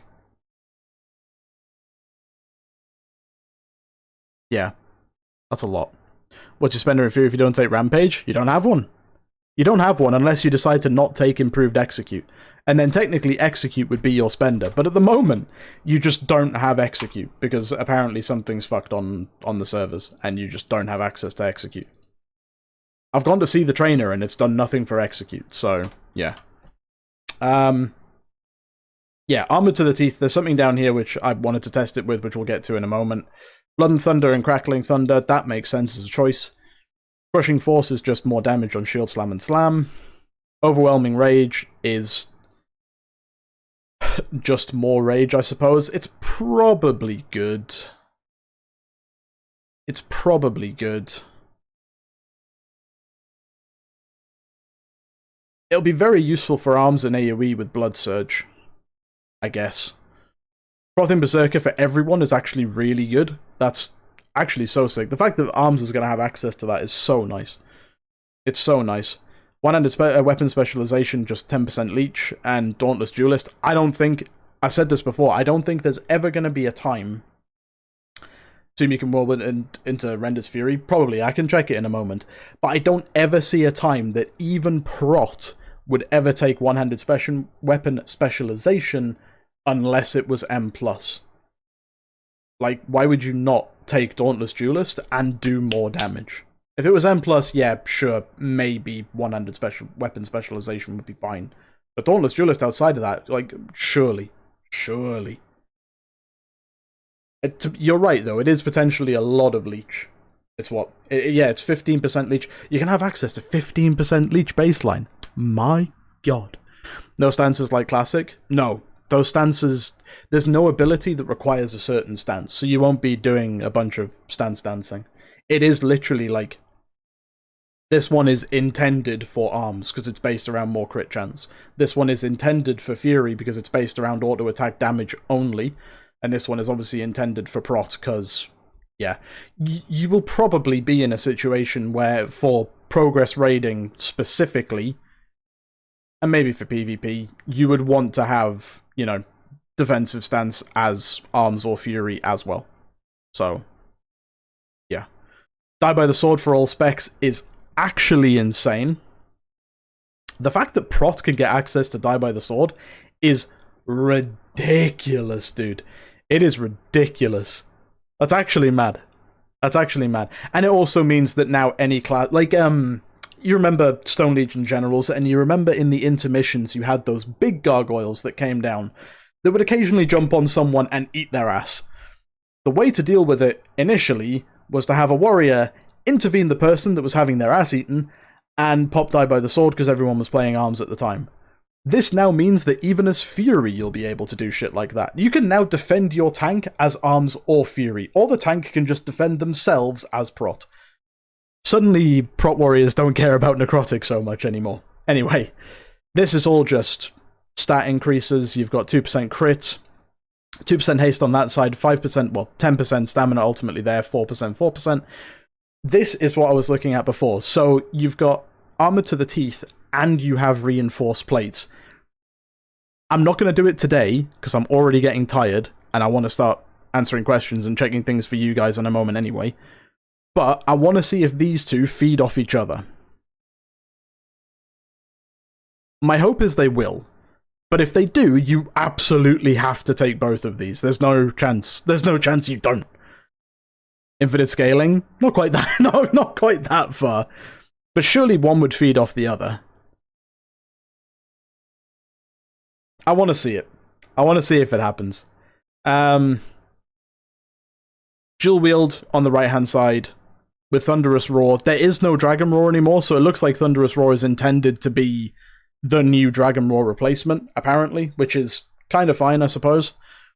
It's just more bleeds, which... More bleeds and it's uncapped, right? Yeah, it looks like it's uncapped. But unfortunately, it is a work in progress, so... Can I actually take it? Can I use it? Will you actually work? Oh, sweet, you do actually work. Wow, that was a wide cone. I was here when I used it and it hit this. Impressive. Impressive. That doesn't seem right at all, but impressive. Shockwave's back. God bless. God bless. Shockwave's back. We love that. Ignore that it's a 2-second fucking duration on the stun. Doesn't matter. But yeah, Shockwave's back. Hooray. Bitter immunity. We get access to File, which is sick. Avatar. All specs get access to Avatar. Great. And it gives you 30 rage, which is kind of sick. Fear of Bastion. Fuck off. Two-handed weapon specialization. I'm going to ignore the part that says it allows dual wield, because no shot they would ever consider giving arms two-handed weapons, and I think that is the only time that that would be relevant, because Titan's Grip is over here. You know? Wouldn't make sense. After that, Elysian Might and Piercing Verdict. I didn't think Elysian Might was going to make it in, so I'm pretty pissed off that it did. Signet of Tormented Kings, fuck off. Also shares a spot with Unstoppable Force, which I guess is fine. Honestly. Kind of. Good for prot anyway, potentially. Rumbling Earth, which is just the cooldown reduction on Shockwave, and Thunderous Aftershocks, which is just a better Thunderous Roar. And also adds the knockdown from Night Fae into it. Hooray. Right, what did we want to check? We wanted to check Cleaving Rend. I also need to make sure I've got Improved Whirlwind, which I do. Stick you there. Actually, just need to... Hold on. One sec while I get the rage for it.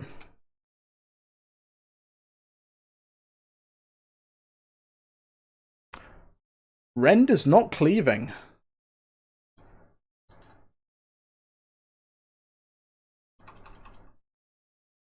Surely that gets changed. Surely that gets changed, right? There's no way it can't be changed.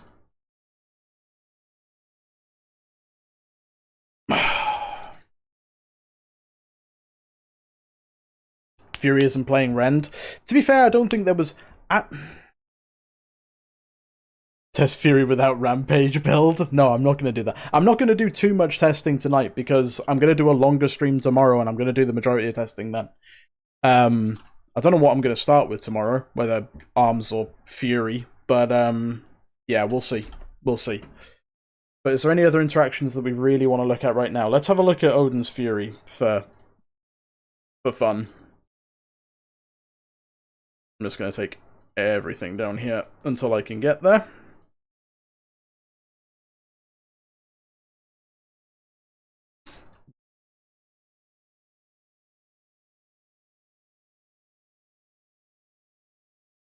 Odin's Fury ticks fast. Odin's Fury ticks very fast. Isn't Ren spreading with Thunderclap? Yeah, but I don't see why that would make it not cleave with... Because you have to talent into Blood and Thunder for that to happen. So I don't see why that would... Because like, that would spread it to a uncapped number of targets, I would assume. Thunderclap's not target capped, is it? Yeah, it's just reduced damage. Unless Blood and Thunder is target capped. It is target capped. Okay, never mind. Yeah, maybe that does make sense then. Maybe that does kind of make sense. So they're actually forcing you into Blood and Thunder. Ugh, yeah, okay. Fury's never doing that. Fury's never doing that. Never Game says on, listen to the beautiful sound it makes. Whoops. Where are you? Audio. Sound effects. Effects. Is that quite quiet for you guys? It probably is, right? Oh yeah. Now we can hear it.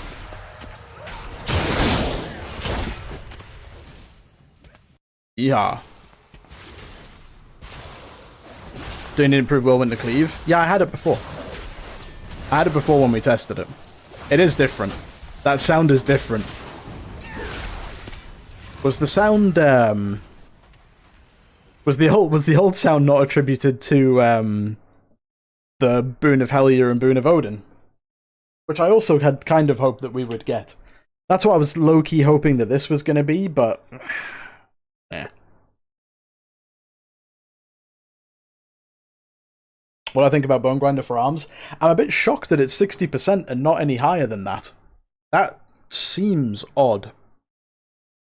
That seems really odd. What kind of build have you shown me here? Have you shown me a build that hasn't taken either Titan's Grip or Single-Minded Fury? Is that what you've shown me? Is that what you've shown me? Give me one sec, chat. I need to be right back a moment.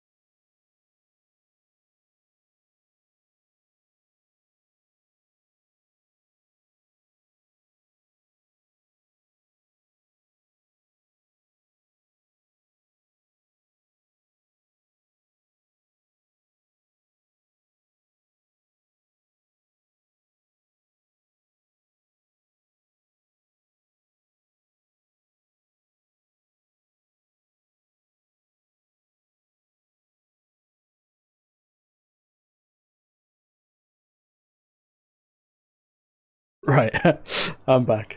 I was fucking laughing the entire time and thinking about a build that literally... It's the same build that was being talked about earlier, one that doesn't have Rampage, Single-Minded Fury, or Titan's Grip.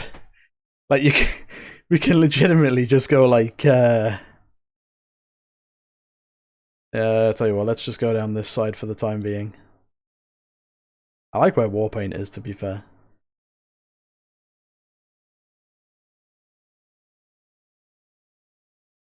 No, we're not allowed to take. We're not allowed to take Titan's grip. You can legitimately just avoid everything, and not take recklessness either. That's funny. That's very funny. I like it a lot. That's hilarious. Why would Annihilator replace Raging Blow? So, from all of the data mine stuff that I've read, Annihilator was supposed to also have an effect that would give it a chance to enrage you. Whether this is literally just supposed to be a crit bloodthirst based build, completely ignoring Raging Blow, I don't know, it wouldn't make sense. It wouldn't make sense.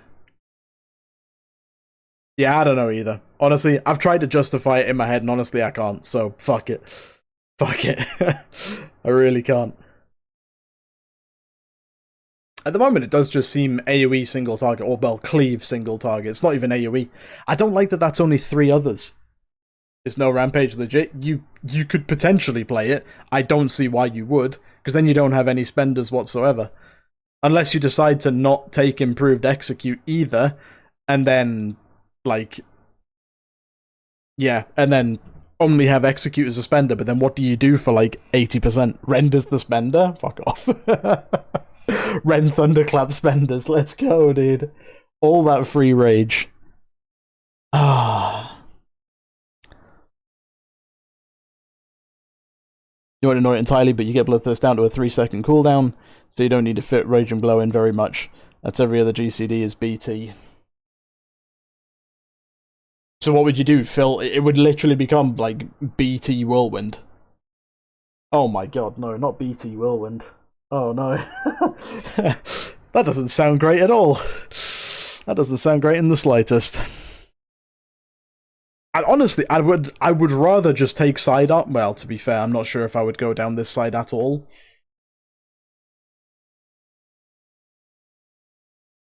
But if that was a situation, unless they add an enrage chance onto Annihilator like we've seen,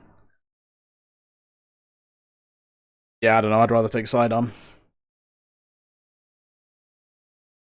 You've got Ravager plus Signet generating huge rage per second. Unless it's bugged at the moment, Signet's not proccing from Ravager. My guess is that it's a bug at the moment, because it would make sense because it's alpha and the trees have just come out. But it is a bug? Right, okay, that's fine. God bless. So that does mean that Fury has potentially three separate ways, or it would be 3 separate ways of proccing Signet. That's kinda sick. That's kinda cool. I actually like that. I actually really like that. It's intended? I don't believe you.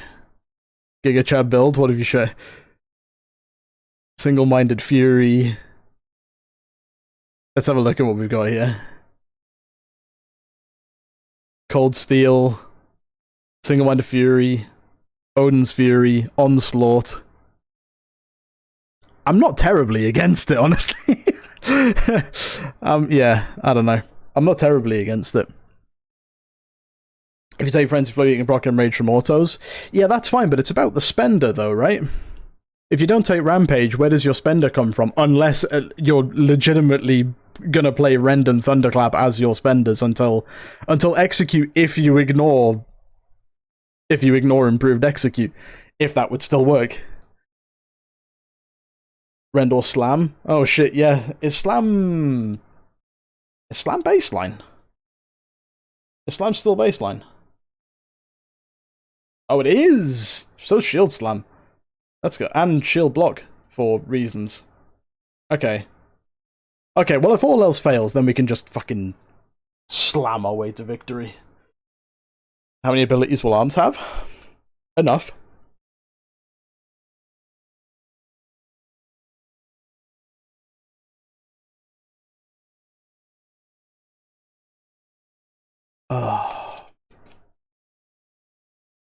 If you really wanted another spender, if you really wanted to not play with Rampage, then I guess there are ways to make it work.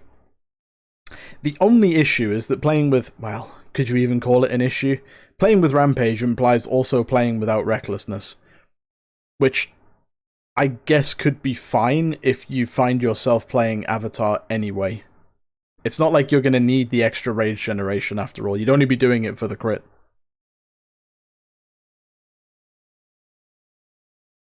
You could theoretically. I don't think there's surely not any chance that that would be good. We won't even talk about like whether things would be good right now or not, because fucking no, there's no possible way we can start looking into what's good and what isn't. But yeah, as much as theoretical crap, but it's not actually useful. Yeah, exactly.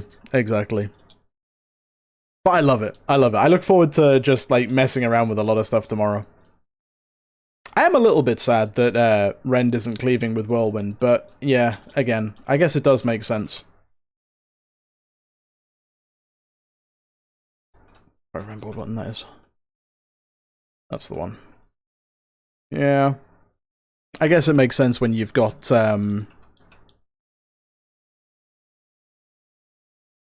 why does Prot have Juggernaut? You better be lying. You better be lying. I'm in combat. Can I not be in combat? Thank you. Do I like Arms of Fury tree the most? Arms excites me more. Arms excites me more than Fury does. I'm kind of looking. I'm always going to try and look for some kind of single-minded Fury build that feels significantly different and actually makes sense that you would play it in certain situations. But oh my god, it has Juggernaut.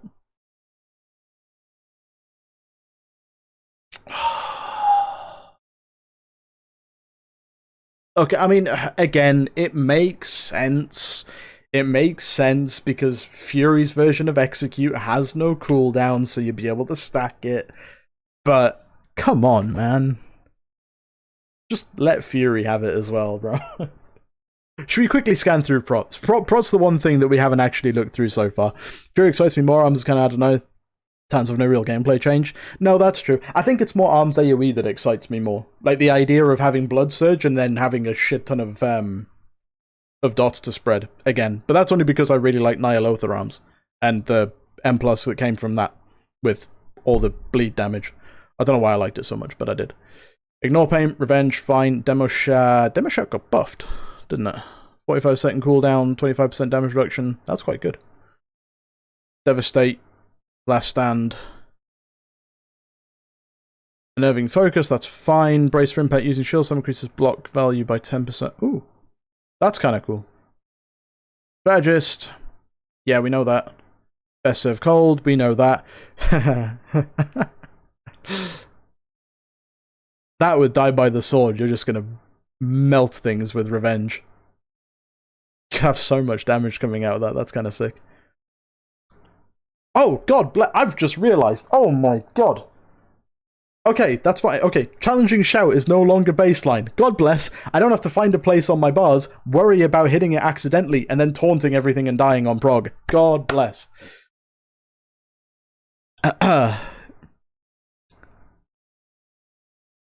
It's RNG, not guaranteed. Do you have any idea what the chance is? Someone was saying that Wowhead has it at 25% chance per tick. Look at the empowered version of it. Taunts. Oh, it's an AoE kick! It's Disrupting Shout!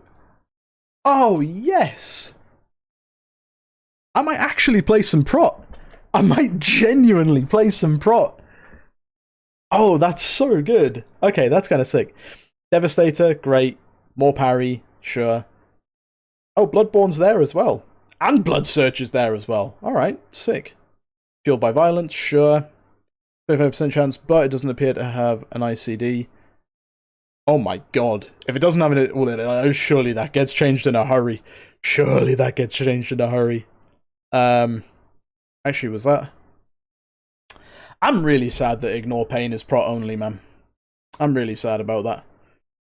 Bolster, sure. We know what that does. Spiked Shield, okay.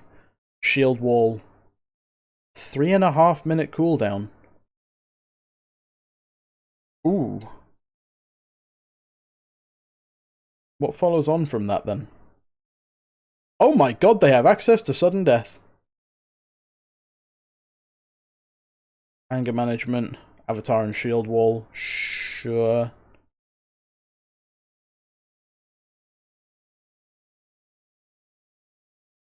Oh, they do have access to Ravager. Right, okay. That suddenly makes sense then.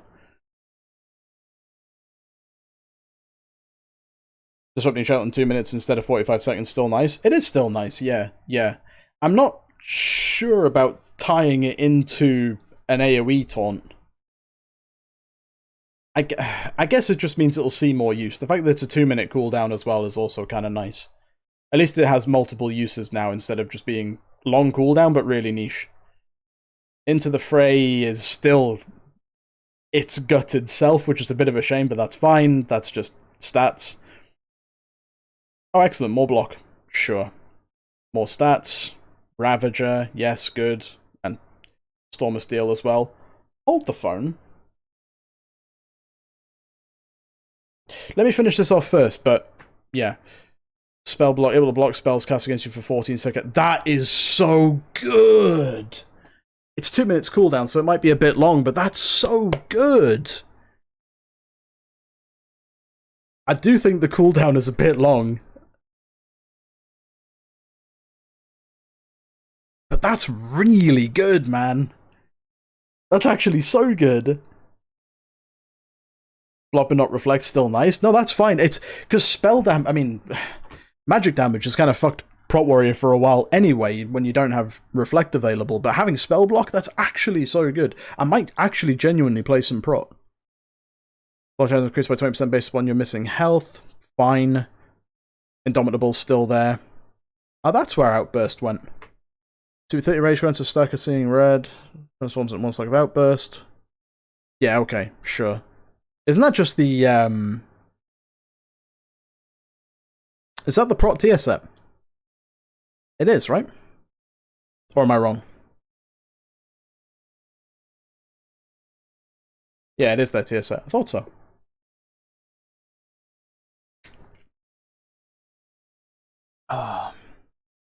Anyway, shield charge, fine. I did almost get hopeful that we might see a gladiator stance type spec again, but yeah, whatever. Shield charge goes to shield block for until cancelled revenge and generates. Aha! So that's also where they've put reprisal. Yeah, okay.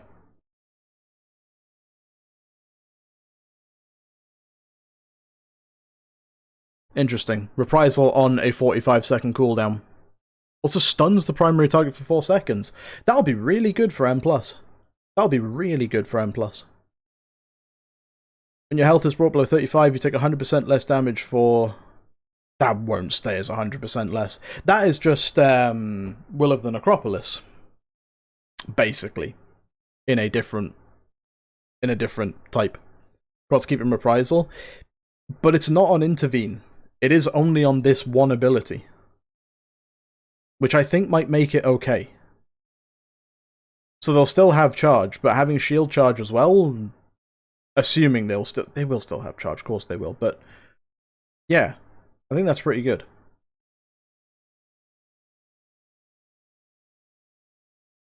Whereas AoE interrupt, AoE stun, AoE fear, and 2 single target stuns. 2 single target stuns? Are you sure? It's not only the one. It's only Stormbolt, no? Oh, shield charge. Yeah, of course. 2. You're right. Yeah, no, Pro Warrior looks like it could actually be quite good. I like this. It won't be 100% less damage. It'll be less than that. But, yeah, no. Prot got niced, and they needed it. They deserved it, man. They deserved it. I couldn't imagine being, like, a Prot player through Shadowlands. They're not terrible at the moment, but the amount of damage they take in M+ is atrocious. Does it be Disco Bear, though? What makes you think I know? What makes you think I know? No, I like this. I like this tree a lot. It does make me want to play Prot. It does make me want to play Prot quite a bit, to be fair. And Prot has access to Piercing Howl. That's a good point. Yeah, Prot could theoretically get Piercing Howl. Huh. The fact that they can get died by the sword is so good, man. That's so good. Whether it would be worth it or not, I'm not sure. But yeah, no, it's sick. I have the Premier League starting in 2 days. Oh, I'm beyond hyped. I actually wanted them to give Skull Bandit a protection, to give him some group utility, akin to Mass Grip or Stampeding Roar. Yeah, I'm not sure why it was arms only either. I was at least expecting it to see it, like, well, maybe in hindsight I wasn't expecting to see it class-wide, because if they can give that group-wide cooldown reduction talent to Just Outlaw, then I'm sure they can do the Skull Banner to Just Arms as well, so yeah, whatever. It's fine. The warrior trees are looking good though. I'm not too disappointed. I'm not too disappointed with how it's looking, in all honesty. Honestly, even the fact that even Prot has me excited, and I've hated tanking.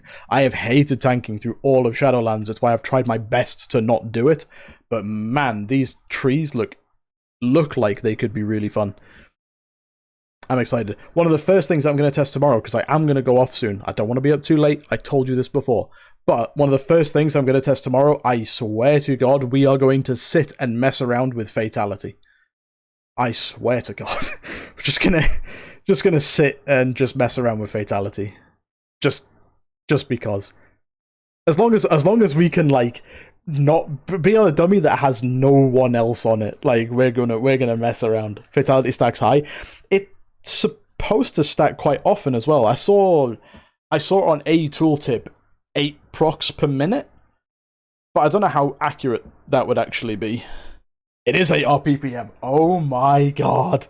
Oh my god. And hasted. Oh my god.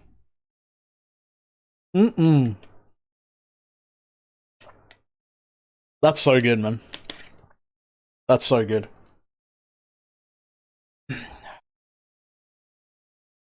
I still hate that Fury didn't get Juggernaut, but whatever. Will my stream be uploaded tomorrow in case I miss some of it being in NA, and I know you're EU? I'll be streaming for a while tomorrow. To be fair, I think I'll be streaming for quite a bit over the next couple of days, because for those of you that don't know, Max did ask me to go on the little warrior talk that he's going to be doing. It's later on in the week. I don't know when exactly. I think it's supposed to be Friday. I think, but I'm not 100% sure. So, yeah. Obviously I'm going to be streaming a lot and putting a lot of time into this over the next couple of days for sure. You said Friday on stream? Okay, Friday then. Sweet. Yeah, it'll be Friday evening for EU. Or Friday night. So, yeah. Yeah, I'll be doing a lot over the next few days. All the testing that I do will go up on YouTube in some form. I'll try and get it, like, properly bookmarked as well as to the specific things I'm trying, but to be fair, the VODs that go up might just be, like, several hours of me just playing Warrior, but we'll see. We will see. Who else is going to be on there? The only other person who I know has confirmed themselves is Pika. That's the only other person who I know 100% has confirmed themselves. I know who else is in the group, but I don't know who's confirmed themselves and who isn't. Last I heard, Revers was a maybe, yeah.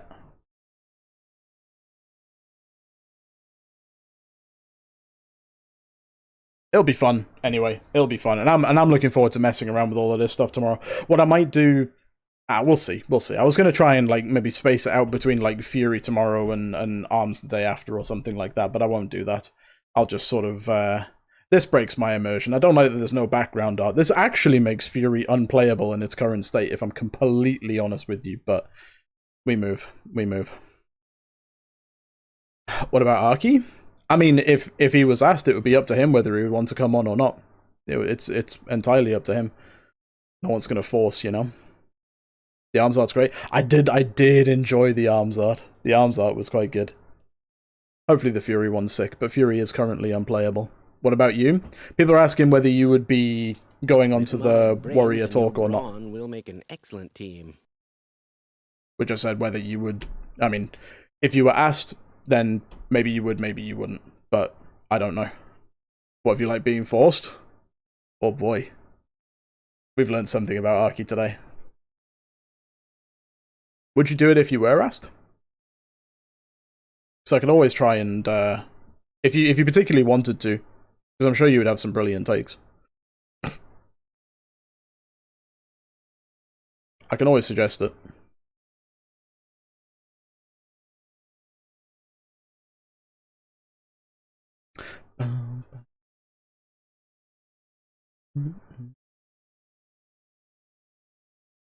Say some detail. I'll reach out and see if, because there's a fair few people in there already, and I don't know whether oh,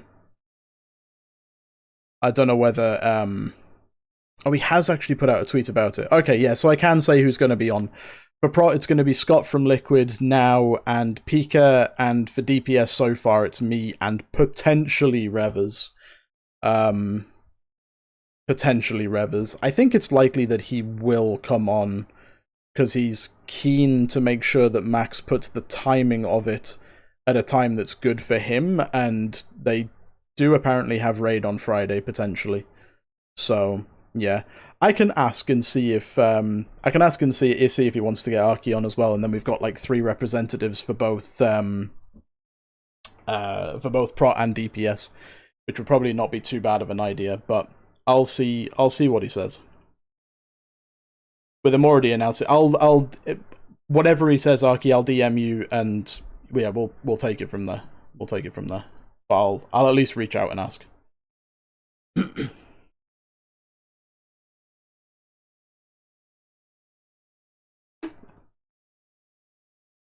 Can I confirm you one thing? I can try, Shadow. What would you like me to confirm? If you take Signet and have Ravager talented and you do Avatar or Wreck, will you get Bladestorm or Ravager? Good question. Where was Signet again? It was down there.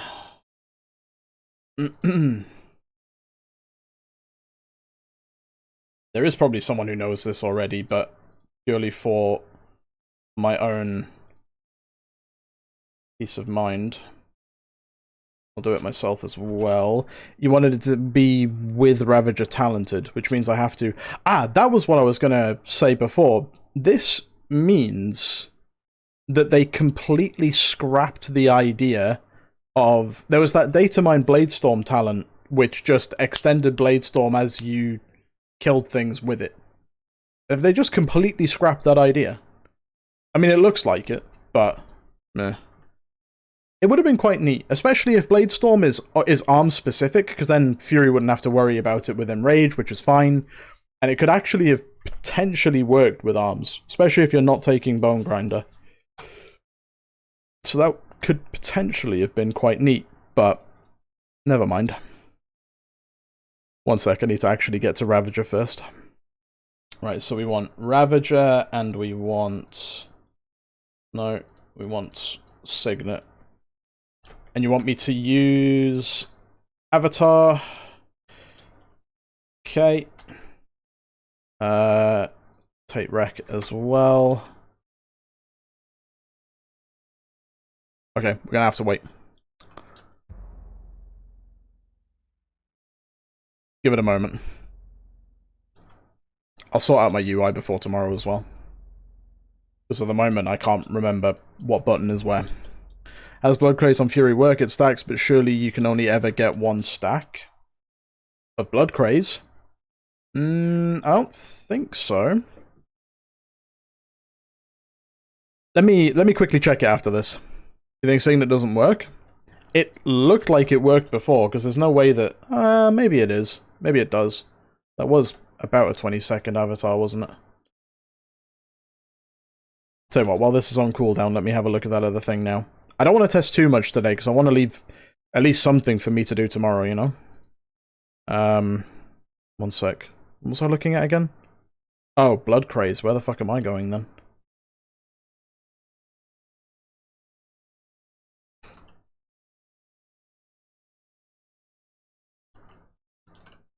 No, the duration is long. Duration was long. Ah. Is it just cancelling at 3 stacks? Oh, it cancels okay, it does it until you crit. Right. Okay. Makes more sense. I don't know how I feel about that. I really don't know how I feel about that. Not a permit 50%. To be fair, if it was 50% permit, if you had 50% permit and you had Vicious Contempt, that might be a bit much. It's useless then? I don't know. No, not useless. Not useless. It might be good enough. Well, it won't be good enough to maintain Cold Steel on its own. Not initially, anyway. I wouldn't say it's useless, but it's definitely a lot less good. Let's put it that way. It's a lot less good. Alright, let's try this again. Okay, it does proc Blade Storm. There you go. Question answered. How many does 2-point Flurry give? In that one, oy.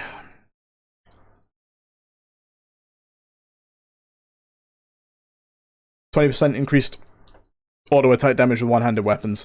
I really want to see if there's a way to make that actually feel good. What would we be thinking? Something like...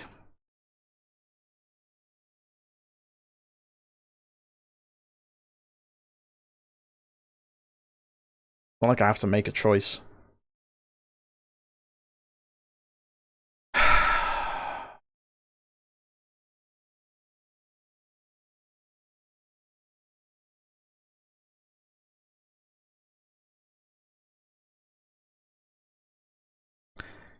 If I were to do it, I'd probably be looking at something like this.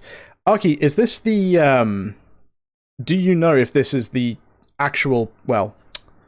I don't want to say finalized version, but is that the intended version of Annihilator? Because I know that all the Datamine ones so far have had an Enrage chance with it as well.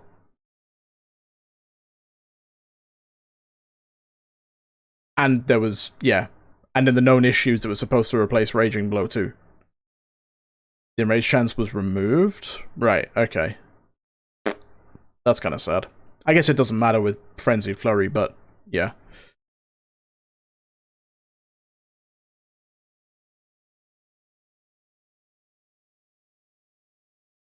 Replace Raging Blow, the fuck would that be? Well, I mean, to be fair, if you're coming down this side of the tree, you will probably have access to, well, you'd be looking at taking Honed Reflexes over here for even lower cooldown on Bloodthirst, and then you're literally just looking at, like, spamming Bloodthirst. As much as possible. Oh, God bless Odin's Fury being back. Yeehaw! That makes me happy. There's talk of it replacing RB, which isn't found in the spell data anywhere, so it's either an old or new version of the talent we haven't seen yet. It would feel kinda weird. It would feel kinda weird. I don't know. There's fear of it pathing down the left side, since you need to spend extra points in row 8.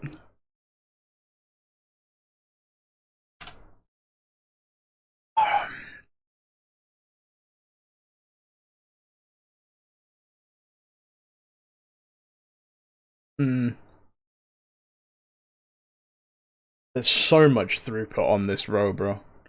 There is so much throughput on this row. Specifically.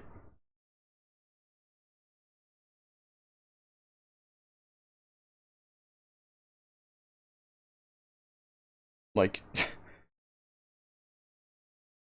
yeah, it's 16% worth of stats overall.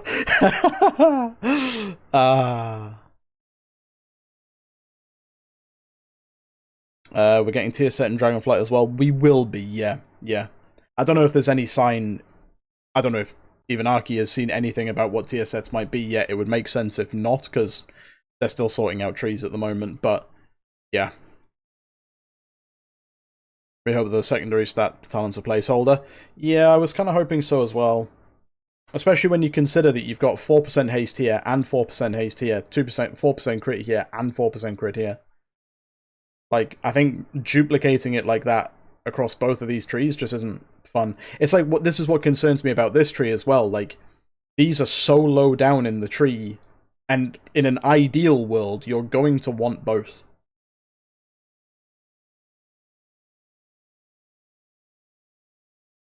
Oh, also, Arky, while you're here, armor to the teeth and reinforced plates. Do they feed off each other at all?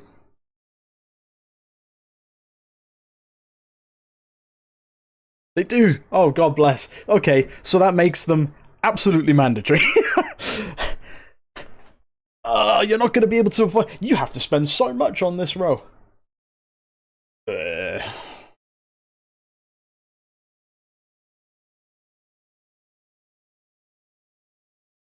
Strength double dipping? Yeah, that's going to be wild. What is it? Oh, it was these ones. Yeah, no, these are nice. The ones that are like, just a bunch of stats that are combined together. No, it makes sense. It definitely makes a lot more sense. Well, not even a lot more sense. It just feels better, man. It just feels so much better.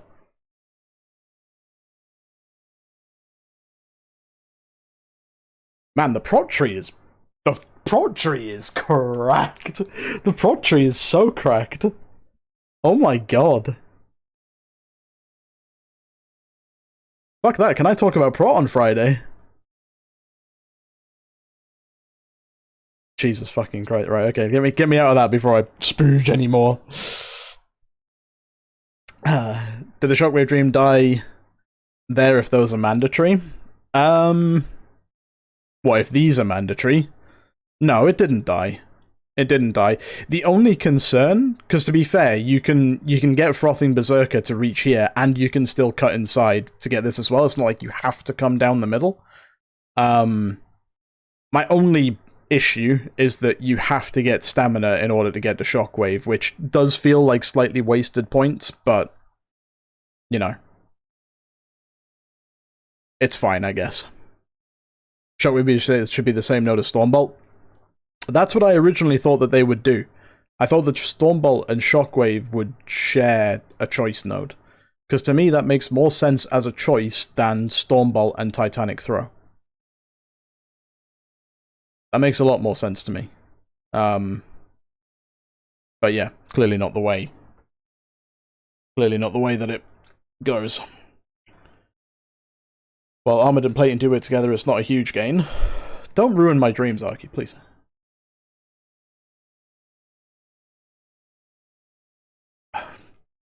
Let me believe that it's massive for now. It's what I do. I've noticed. It was like the Necrolord Fury thing from right before Sepulchre. Isn't the CS mandatory for arms? I don't think there'll be another build without it. Colossal Smash, yeah, but Colossal Smash is quite high in the arms tree, though, no? I don't think you're ever going to avoid it. Yeah, I mean, Colossal Smash is so high. There's no arms build that you would go to the bottom and not dream of taking Colossal Smash. 1.5 minute CD. It's just missing rank 2. It'll be fine. It'll be absolutely fine. Warbreaker has a... Well, Warbreaker's tooltip has a 45-second cooldown. But, yeah. Colossal Smash will have a 45-second cooldown. The reason why I say that it has 45 on the tooltip is because it still has 1.5 minute in the background, which is fucked. But it's fine. It's fine, don't worry. Everything will be fine. There is a bunch of rank 2 stuff missing at the moment. And it's like that for a lot of classes, to be fair. It's like Sweeping Strikes. It has a 45-second cooldown at the moment, but chances are when the rank 2 stuff is sorted, that will also come down to 30. Doesn't mean the rank 2 is going to take another talent point. I don't think it'll be that. I think it's... The game, at the moment, still recognizes that these abilities have a rank 2 component to it. I think what they'll do is just turn the base version of the ability into the rank 2 component and still only have it be 1 point. It's the only thing that would make sense. Putting 2 points into Colossus Smash would not fit in line with other abilities in talent trees. Like, every other ability inside talent trees pretty much is only requiring 1 point. You know, Rallying Cry, 1 point, Mortal Strike, 1 point, Overpower, Cleave, the lot. You know? Rhino Arms and Furious Trees are played by mandatory rank 2 improved talents.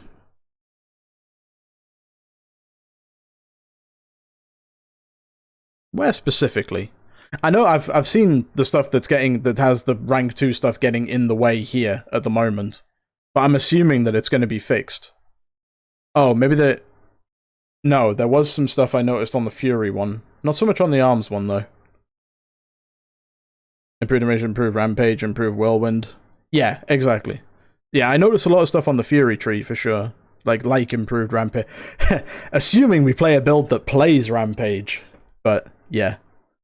Yeah, no, I get entirely what you mean then. Yeah, that makes sense. The improved Enrage one is weird. Although I like the placement of it. The placement of it makes sense. You effectively just don't avoid it. You take it almost no matter what. It's like improved Execute. You have the option to not take it, but there's no point. Certainly when we don't have Juggernaut, like, fuck that. Also means less variety. Yeah, I guess. But it's not super impactful when it's quite this high, though, no? It's more about if there was more, like, rank 2 stuff further down. It's like we were talking about these before. The fact that there's effectively 8 talent points that are all pretty much mandatory because it's just raw throughput. This far down in the tree is horrific. Just makes it really hard to spend points on things like Warpaint. I'll probably find this tomorrow when I start actually building proper trees. I wasn't going to do it tonight because I want to head off and sleep soon. So yeah, we don't take any of what I've got here as anything verbatim. Yeah. But yeah, I'll figure all that out tomorrow when we go through this again. But all in all, I'm not too unhappy with how these trees are looking. I'm not too unhappy with it.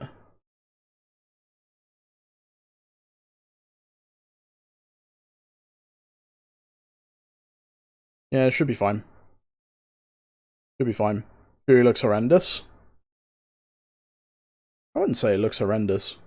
I'll get a clearer picture of it tomorrow. Maybe it is horrendous and I just haven't noticed yet. But on paper, I think it all looks fine, to say the least.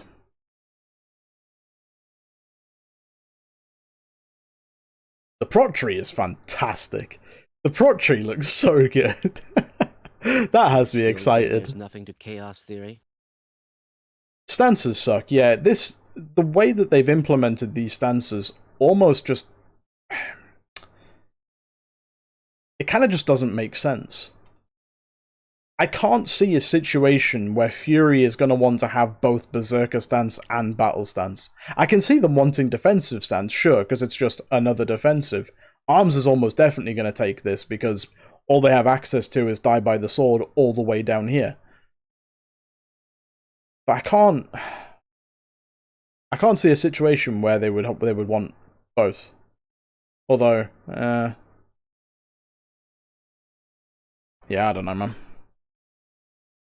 This is a 3-second cooldown now. Oh yeah, there's that as well. That's actually pretty sick.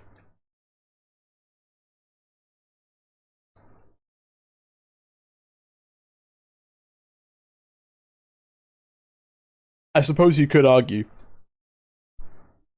if you could get away with it, I suppose you could argue that if there were to be a more crit-focused build with Fury, then you could argue for taking Battle Stance and just sitting in that. But then it makes the guaranteed point in Berserker Stance pointless. Not that it matters, because it doesn't affect your talent points anyway, but you'll just never use it. It's like, it's basically like when they brought back Single-Minded Fury in Shadowlands. It's flavor because they think people want it, but they haven't thought about the actual application.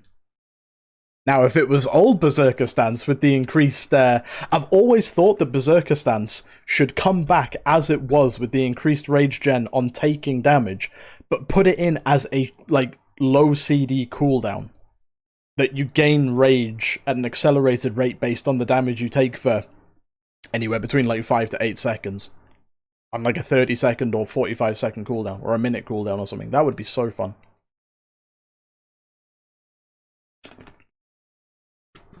I miss that version of Zerker stance.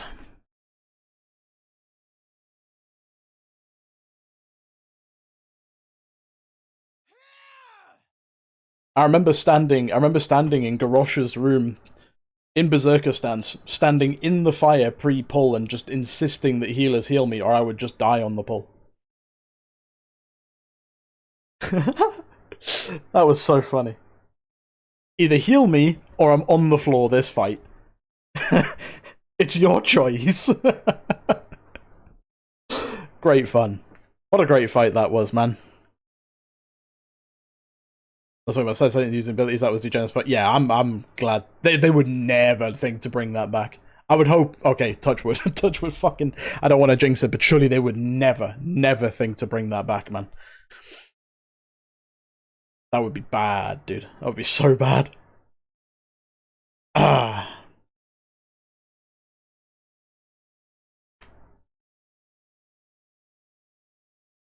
Haste, more hasty to do more auto attack damage. Yeah.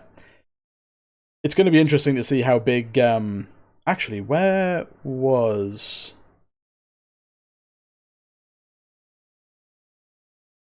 Focus and Chaos?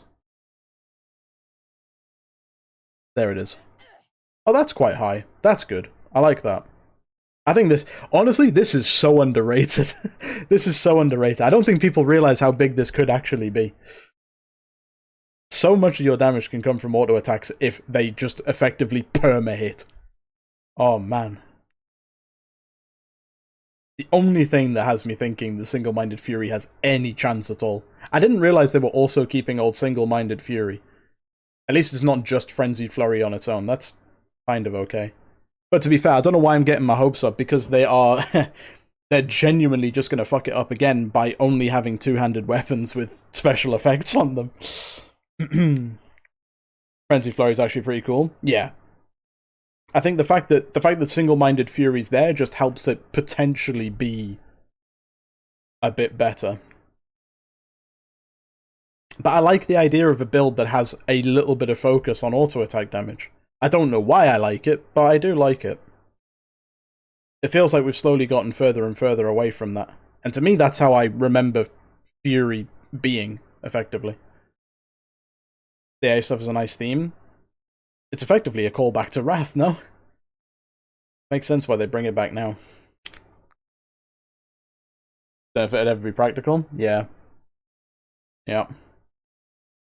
The Vault will fuck up weapon spec on top. Yeah, it would. Yeah, the Vault's the biggest concern. Going between loot specializations for, like, dungeons and raids is fine. Assuming that there's no raid boss that has, like, a one-hander and a tank trinket or something like that, but, yeah. But you're gonna go with Titan Script just because of loot concerns? Yeah, possibly. Possibly. Yeah, I don't know. Use group loot? Oh shit, yeah. No, you're right. You're actually right. Yeah, fuck that. Master Loot is coming back. I'll take all the one-handed weapons. Give me that. No, it looks good. It looks alright. I'll find out whether I actually like it or not tomorrow. But yeah, first glance, everything looks good. Everything looks alright. I have to learn arms properly now since it's going to be BIS spec according to this. It's not going to be BIS spec, no. We're not talking about what's going to be BIS and what isn't. We're just seeing what looks good on paper. That's all. It looks good, it's just that arms and prot are insane. Prot's insane. I'm not sure I'd go as far as to call arms insane yet. Again, a lot of it I'm going to discover tomorrow when I actually start trying to path trees out, and then we'll see how it goes. But for the time being, yeah, I'm kind of happy with how it's looking.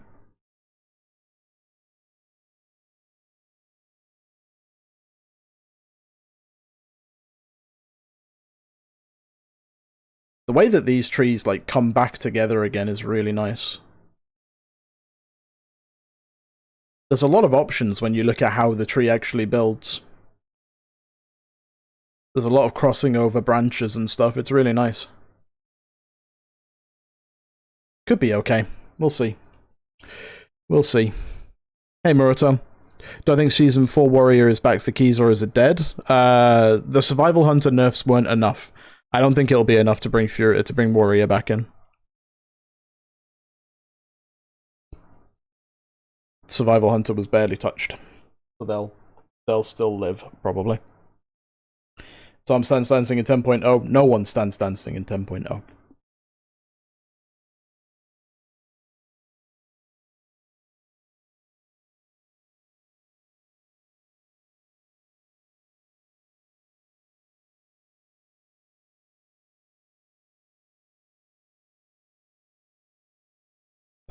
Can I show improved Mortal Strike quickly? Mm-hmm. It's 10 and 20% on these talents at the moment.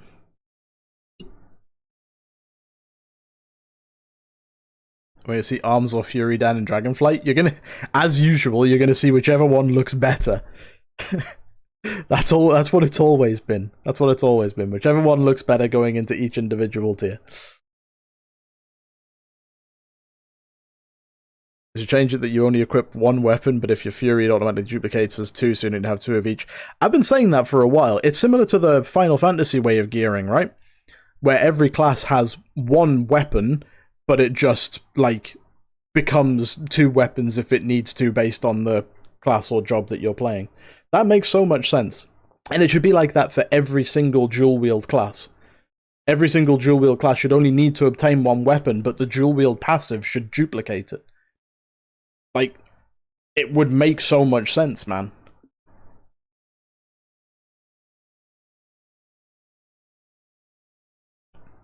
If there's a situation where SMF is better for single target Titan grip for better free, was there not a version of that happened before?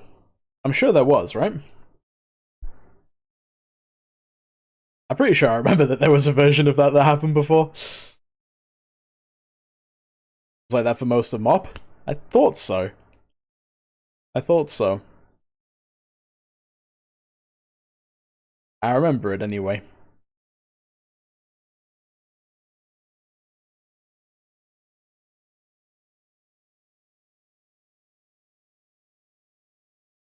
This one-handed weapon enchants look better than the two-handed ones. Honestly, like,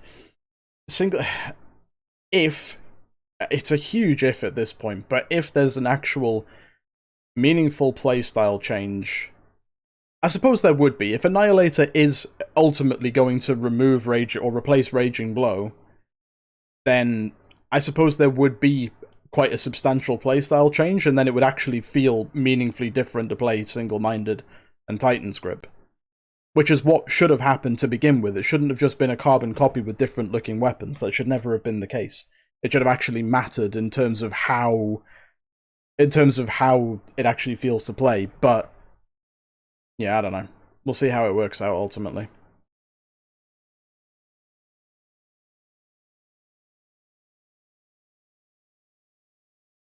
Still wish that Siegebreaker had fucked off. I'm surprised at Ravager for Fury. Onslaught with the talent looks really fun, or really good. And I kind of also wish that Boon of Odin and Boon of Helya had also come back with Odin's Fury, but maybe that would be asking a bit too much. Skolix Trinket ready for tomorrow, or are you still hunting tomorrow? Tomorrow? Oh, Fated Raids. I'm back on my Warrior. But, yeah, my Warrior's a little bit behind on gear now. It should be full bis, and it's just not, so we'll see how it goes. Do you like the situation Bloodthirst is dancing around? 30% increased damage in Fury talent with Cold Steel, Hot Blood, and CDR. In general, with 10% increased damage. I'll be perfectly honest, I am a bigger fan of Bloodthirst being a focal point. I'm a bigger fan of Bloodthirst being a focal point for Fury than Raging Blow. Because I just don't like Raging Blow at all. I don't... Yeah. As an ability, it's literally just there to fill gaps and do damage. And when they start putting an additional focal point on it, like, I hate it. I really hate it. It doesn't make sense to me. And then they put an entire tier set around it, and I hate it even more. So, I'm very happy to not see the tier set in here at all, which is nice. And the animation's trash. I care about the animation a little bit less. But, yeah. If that's a thing for people, then that's fine. Oh, how much rage is Onslaught generating? 25. 35 with talent. Wow. 70 rage with wreck up. Shee! That's a lot of rage. Fucking hell. Wait, a third charge of RB go? Oh no, it can stay away. We don't want 3 charges of Raging Blow. Fuck that. Can't be bothered. Odin's Fury is fine, just needs to generate rage. Yeah, maybe. Actually, yeah, I guess so, because at the moment it is literally just AoE and a dot, with no other payoff. That's strange. You missing something with Berserker Rage and Berserker Shout? No. Berserker Shout's probably supposed to add something to Berserker Rage, and they just haven't decided what yet, but at the moment they are just 2 Berserker Rages. So, yeah. As the Breaker CC? You sure?